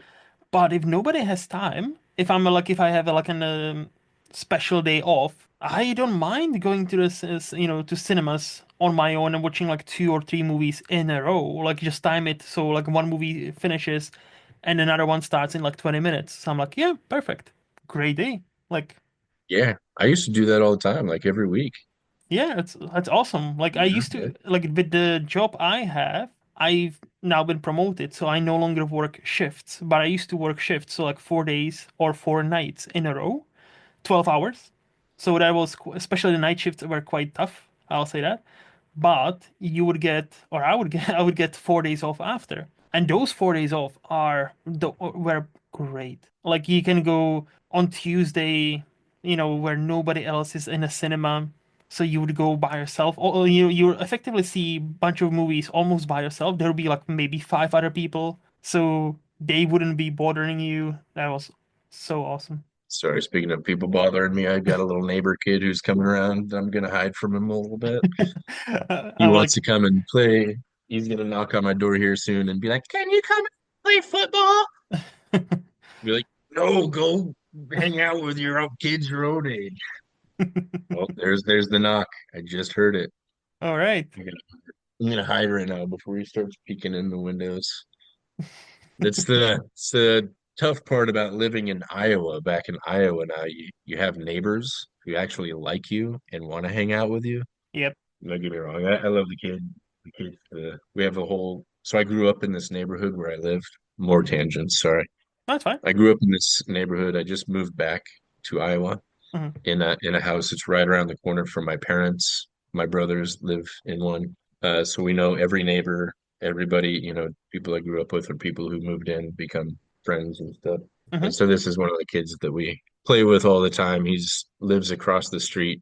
So and I've got the neighborhood football. So Ah, so football is in American football. yeah, American football. Yes, not So soccer, not soccer. American yeah, football. Yes, yeah, yeah. it's I got. funny because soccer is actually comes from England. Hmm. The term comes from England. So it was Yes. originally from UK, but then now Americans get crap for using soccer instead of Mm. football makes sense because you're kicking it, but Literally and with your then foot. You, football, yeah, you yeah, kick the ball with your foot. yeah. It American football doesn't make sense, but hey, it is what it is. it is what it is. Correct. It is. So yeah. No, it must So be nice to be the, neighborhood's popular guy. Like, nice. I'm the second most popular guy. Second. Who's the first? A guy, his name is Colton. He's got a really big beard. He looks like a Viking. Okay. Yeah, he's a very handy man. He's cool. He helped us move in. He helped me install like a water heater, and he helps me with projects. He's just like, all right, neighbor, we're gonna do some cool stuff today. Nice. He's funny. He's a funny guy, but he's always playing with the kids after he gets home from work, and he's got 5 dogs. So Wow. yeah, he's crazy. Big dogs and little dogs. So he's the popular guy because I see. he has more time to be here with everybody. Makes Uh sense. Makes sense. yeah. But yeah, back to the movies. I was just looking more at the list. You know, this is also the time when John Wick came out, you know, that crazy series. Yeah, 2014. Yeah, yep, yep. Yeah. Keanu, like What that else? was like Keanu renaissance really because he's been Yeah. I don't want to say struggling, but like he's had a streak of movies where people watch them and like, yeah, it's fine. Yeah, it's fine. And then like after Matrix and that basically gave him a new kick in his career and it's great. Like all those Yeah. movies are just especially the last one like redefines action in quite a few different ways how it's shot. I love that like shot where you almost like it reminds you of like 80s game where the camera is on the ceiling and you just see it as everybody's walking and it's one continuous shot. And I find those kind of scenes very enticing and obviously that must have taken a lot of days to get it done properly. So I admire that. You like those tracking shots? I too like tracking shots as Oh well. yeah, like if they make sense within the movie and like in John Wick for all the glorious action that movie has, it's a beautifully shot movie as well, which many people in modern day Hollywood still don't know how to shoot act. Well, it's not like they don't know. I They need to agree. do the best what they are given, especially like, obviously because most actors will not do fight sequences. They need to cut around. Hey, there's a stuntman, but you cannot, as an audience member, you cannot tell this is a stuntman. This is not this major action, major star we paid $10 million. You know, Yeah. so I I agree understand. with that. And that's something I want to bring back to Hmm. movies. And I try to communicate that with directors and producers that I work with. Hmm. But I'm also working with budgets. But at the same time, it's like that, so one thing that I really loved in old school Netflix is they would have a great selection of international films. And I Yep. really loved like Southeastern Asian uh, kung fu films or karate Hmm. films that were modern day. I Hmm. thought their narrative and storytelling was awesome, was really great. I didn't know what they were saying, except through the subtitles, Of course. but they would choreograph the fight scenes so well that would tie into the movies amazingly. Another great movie, Ip Man. Oh It yeah. was a favorite of mine, for example. And this is, and I think that sprung off of the genre of action films, of fighting films over there Hmm. that we never truly adopted here. Maybe John Wick could be relative to that and that style. Because who was okay, the director was Chad Stahelski, but Chesovsky, yeah. He used to be stunt but coordinator, if I'm not mistaken. He used to work yeah, with Keanu on Matrix movies, if I'm not mistaken. I didn't know that. Yeah. But yeah, I was gonna say I know the stunt coordinator on here, or stunt coordinators on here were awesome. I don't remember who it was, but they worked hard on it, like you were talking about, Hmm. Hmm. and made it because of that, and because it was so beautifully shot and choreographed. It was awesome, and Oh and yeah. they put effort and time into it, and that's something I would love to see more in cinema, the action cinemas as well. Speaking of like South Asian like martial arts movies, have you seen the Raid movies? I have pretty badass. See, yeah, Yeah. that's both of them are just exceptional. Not only exceptional fight choreography, but exceptional filmmaking. Just A plus. Like those movies, just if they don't get your adrenaline pumping, are you even alive? You Oh know, yeah.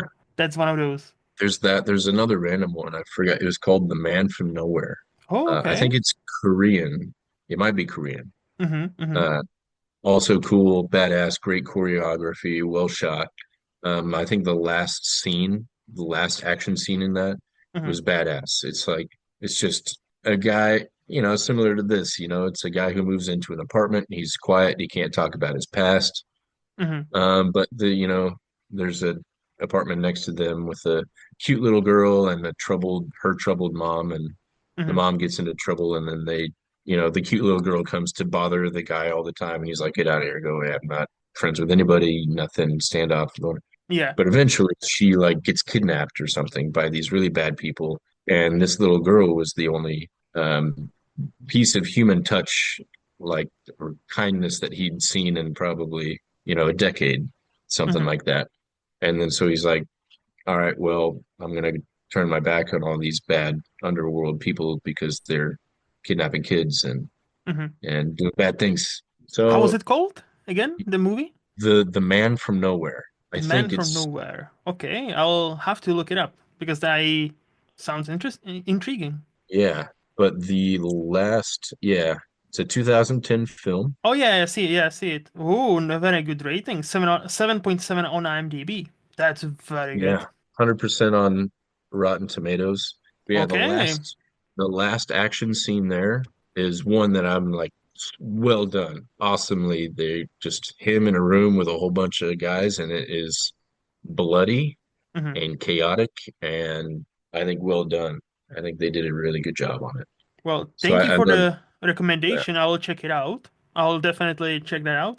I will recommend you one if you like the raid movies on a Netflix. I hope it's on in America as well. There's a movie called The Night Comes for Us. If you have not, if you watched that or have not heard about that, The Night Comes for Us, a yes. 2018 film. It also has Iko Uwais from the raid movies, but it has nothing to do with the raid, except for it's a greatly choreographed, beautifully shot martial arts movie. It might not have as much more of a narrative, but there are certain scenes I've never seen done in my life. Like the way they break some body parts, I'm like, that's not supposed to be done like that. That just feels painful. Like you feel in pain for those people. And I was like, damn, that's a movie. All right, I'm gonna watch a little bit of the trailer right here. It's a 2 minute trailer, Netflix. For 3 years, I was doing smoking death, carried out countless massacres. No, but yeah, it's an awesome movie. It's Okay, I dig this.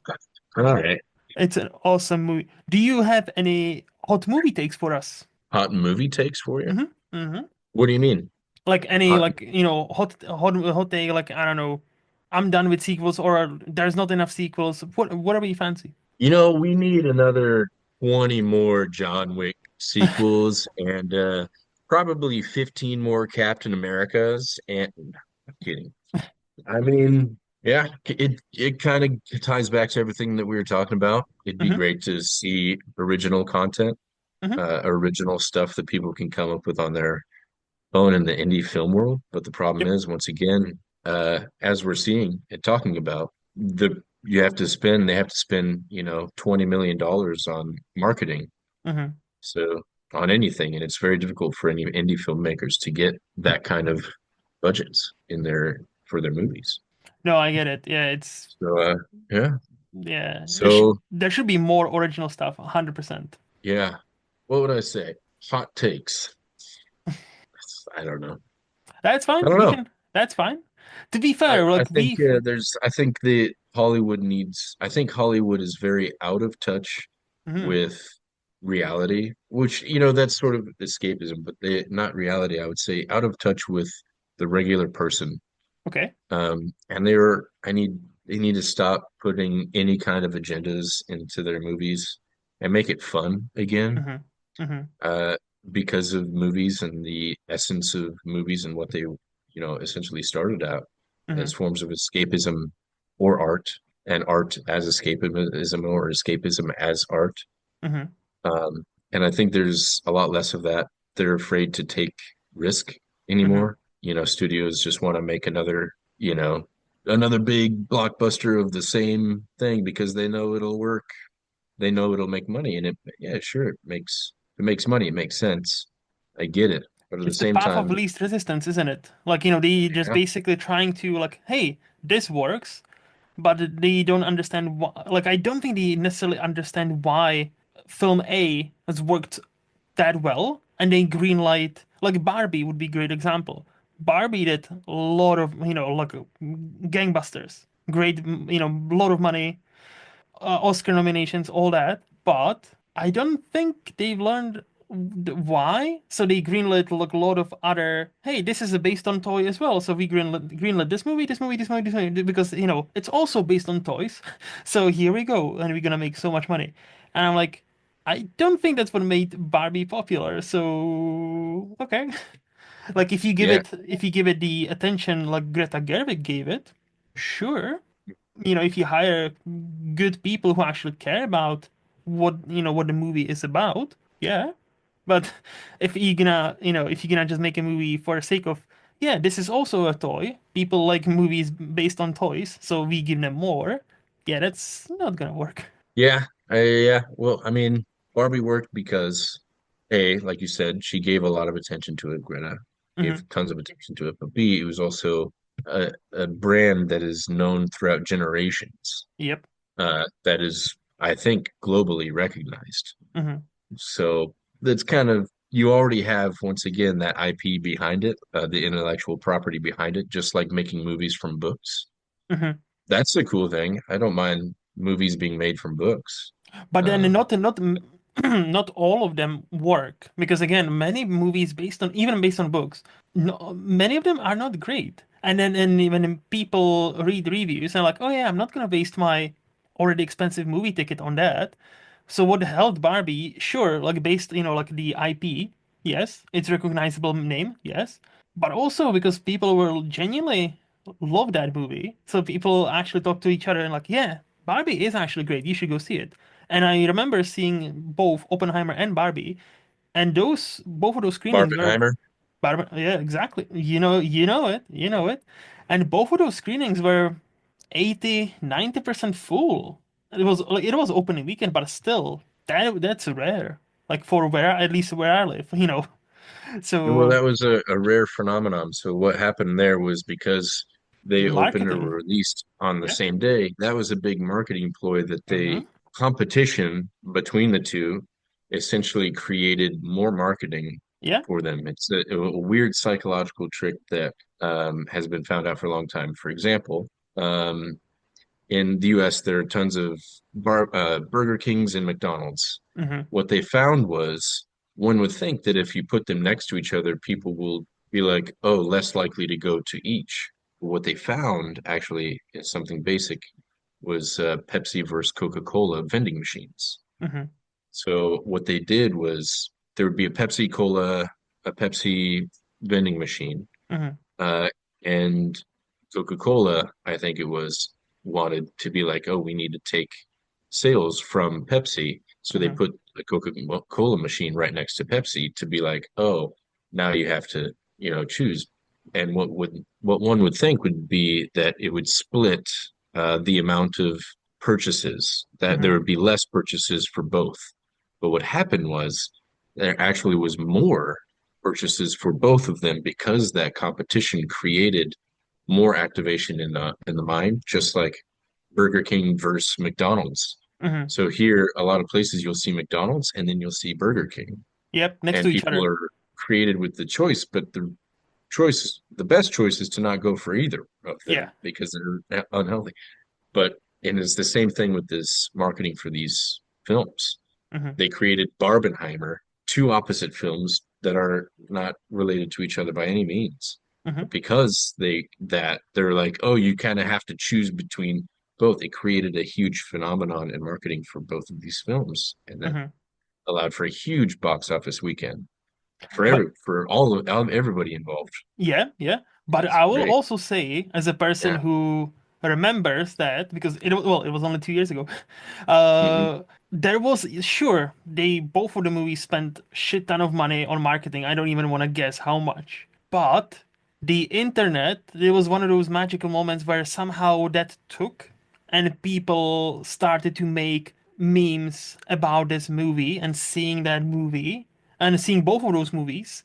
on the opening Mhm. weekend. And that was, and I think they are, you will see in next couple of years, the studios trying to recreate that magic that Mhm. to a large extent happened naturally. And I think that goes to your point, Did what it? you made Did it? before. You Did it know, happen naturally? well, again, look, again, like Did it?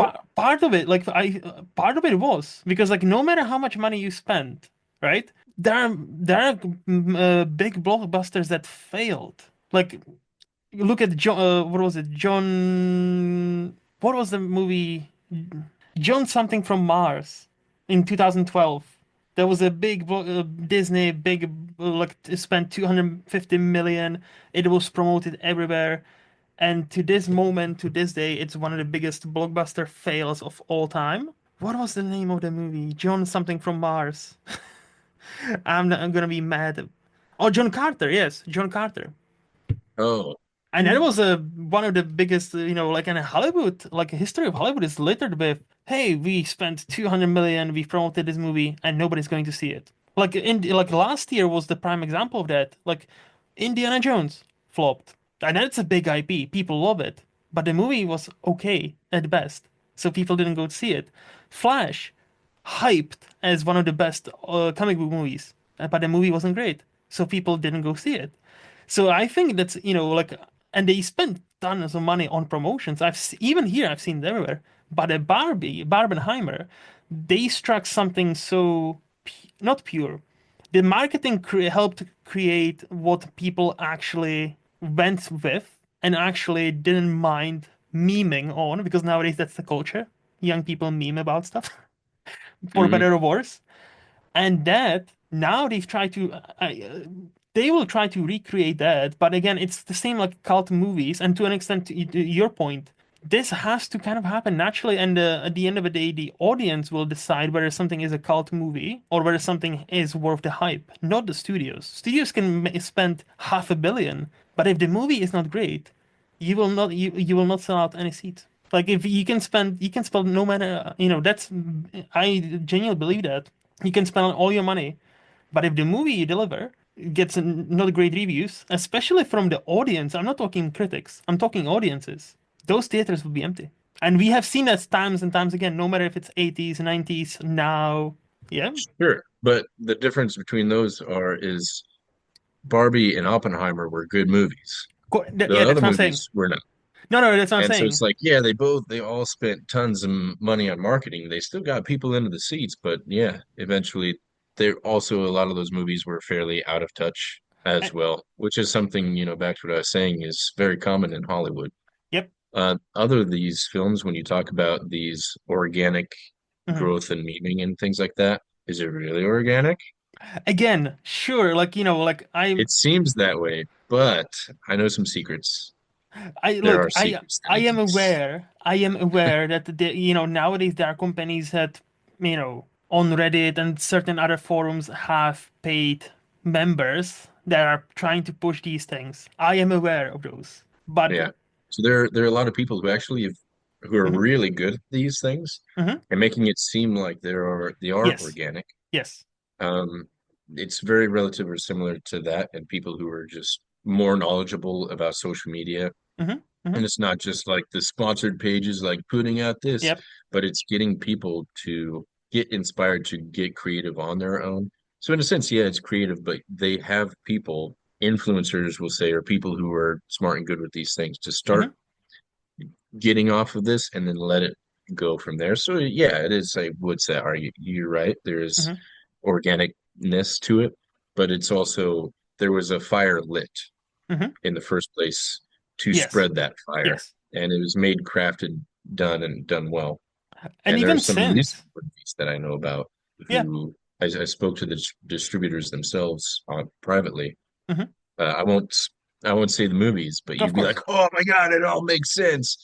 But what they did was they just had personal friends mhm, or people that they knew who were exceptionally good with uh, social media, mhm, particularly like social media influencers, and they paid these people a few grand, maybe several $1,000s each, something like that, to help start hashtags and start some of these memes and just get them going, and then got people to get good with that and follow the leader, so to Hmm. say, when it comes to those influencers on particular movies. Hmm. And the same thing with music. I know Yep. people who Yep. do that No, as a good way of 100%. marketing. No, And 100%. I know what you mean. But also to another point, I think those companies still underestimate the your average I call them constantly online people. What I mean by that, more because I'm not part of that generation, but the generation that's younger than me are they can spot these almost instantly. Because like like yeah, I see a funny meme, let's say movie related, non-movie related, I'm like, yeah, haha. And I read the comments, and it's already somebody linked this profile that this is a bot because they have no history and they have they opened the account only a couple of months ago, so that's a fishy. So it's probably a promotion for this product. So young people are yeah, quite good at hey, this is actually not one of us. This is probably a company person. Or like when I've also noticed how certain celebrities, when they have movies coming out, some forums on Reddit do tend to post more pictures of theirs, like women celebrities, for example, or like funny clips from this movie they've done, like several, how it just so happens. And again, I know, like yeah, like as a person who I don't think is constantly online, but is has grown in the age of internet, so I am aware of these forces. I am always very skeptical about everything I see online because like I always like, okay, is this video, is this meme, is this picture pushing me something? Is this trying to sell me something? Is it trying to tell me something? Or is it just a funny thing? yeah. I'm a constantly online person, so they're always like Instagram ads or whatever, or with people are pushing that. Hmm. Now, one of the things, the main things that people will comment on Hmm. those is they just say, "Okay, Diddy."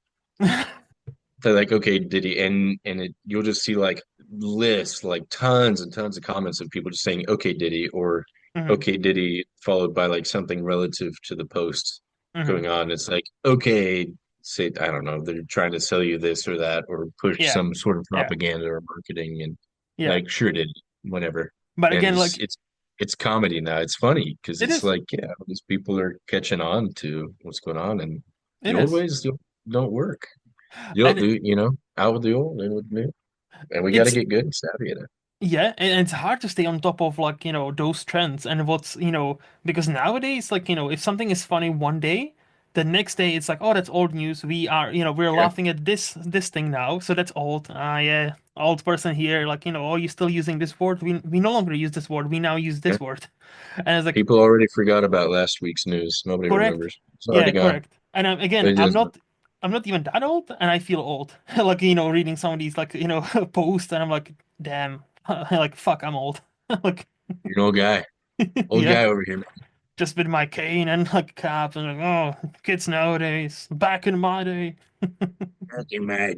I find myself saying that way too much. Yep. Bad. No, Oh, well, we're getting there. Chris, this has been a blast. I'm gonna say like this has been an unusual podcast because it's more of a flow conversation, but I really liked it, and I appreciate your time. You've been kind enough that you answered all my questions, so I do appreciate that. Thank you for that. Before we say Hey, thanks for goodbye, having me on. no, thank you for agreeing. Before we say goodbye, do you have a question or two for me? Oh, I'll think of them once we get off. I'll be Sure. like, oh, I think if you ask a whole bunch of questions. Okay, how about this? Hmm. Pilsner or Scotch Ah, whiskey? Which are you gonna represent out of your homelands? I You've will been in Scotland say. for 14. Yeah, yeah, yeah. I will say if I'm in Czech Republic, definitely like Pilsner or like a beer on tap. If I'm Mm, here, most of the time I live here. This is my home now. I do have a British passport to support it. So, uh, Scotch because the beer, even if it's Czech beer, quote unquote, it tastes different. It's I not the believe it. same beer. So like I don't actually drink any beers here. I to be fair, I rarely drink. If I drink a cocktail or like a whiskey, I have some nice collection back downstairs. Yeah, like once a Dude, if I month were living maybe. in Scotland, I'd be drunk all the time. Be dangerous. We do have some nice whiskeys here. I'll say it. We have a region here, or like this, like a wee Hmm. town that's an hour and 20 minutes from where I live, roughly. And Hmm. there are about 20 distilleries in a 2 mile radius. So if you want to do Oh, a distillery tour, you go to that town and literally you can take your pick. Like, do you want to go to this one, this one, this one, this one, this? You can go to all of them, and it's awesome. I've done like four or five tours already for like different distilleries, and obviously it's the same process. It's just fascinating to hear, oh, history of this brand, history of this brand, how it all came about. So yeah, it's yeah. But there's a ton of history there.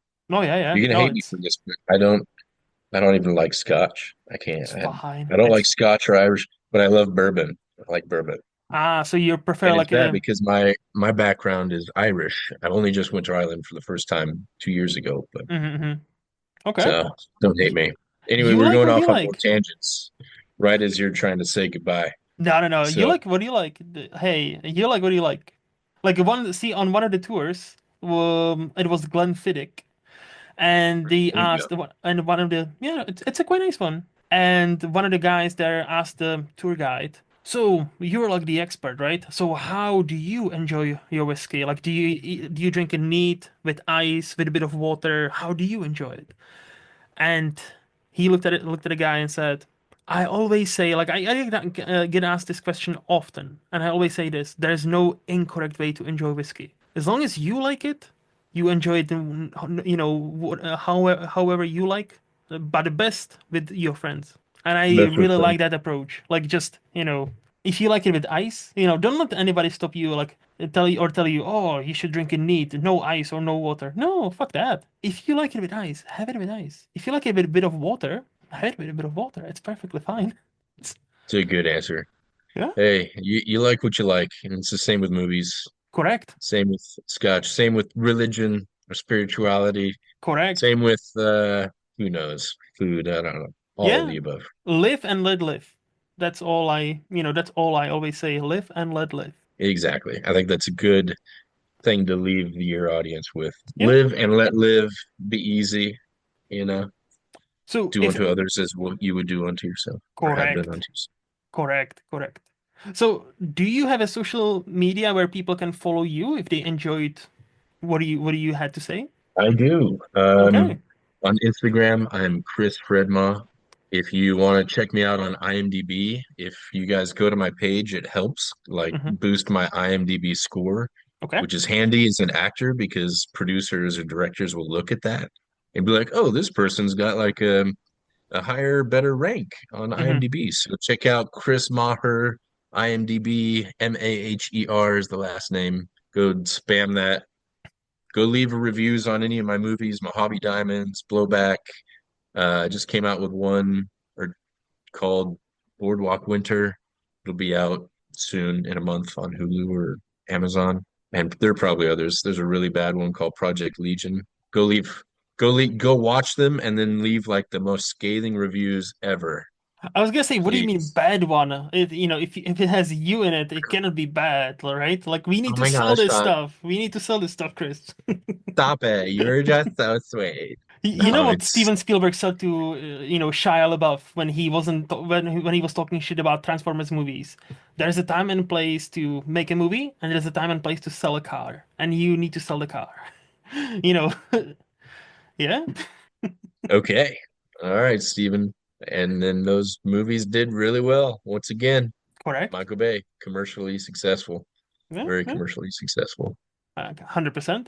No, yeah, those Absolutely. links will be down in the description so people can check out your For IMDb and sure. follow you. And Yeah. as for me, in Movies Lost on Letterboxd or this podcast every other Friday. And as always, this podcast is part of SPDM Crew Media. Special thanks goes to Highflyer Nice. Creative for designing my logo. To see what else they've happening, visit highflyercreative.com. And until next time, bye bye. These guys, thanks so much.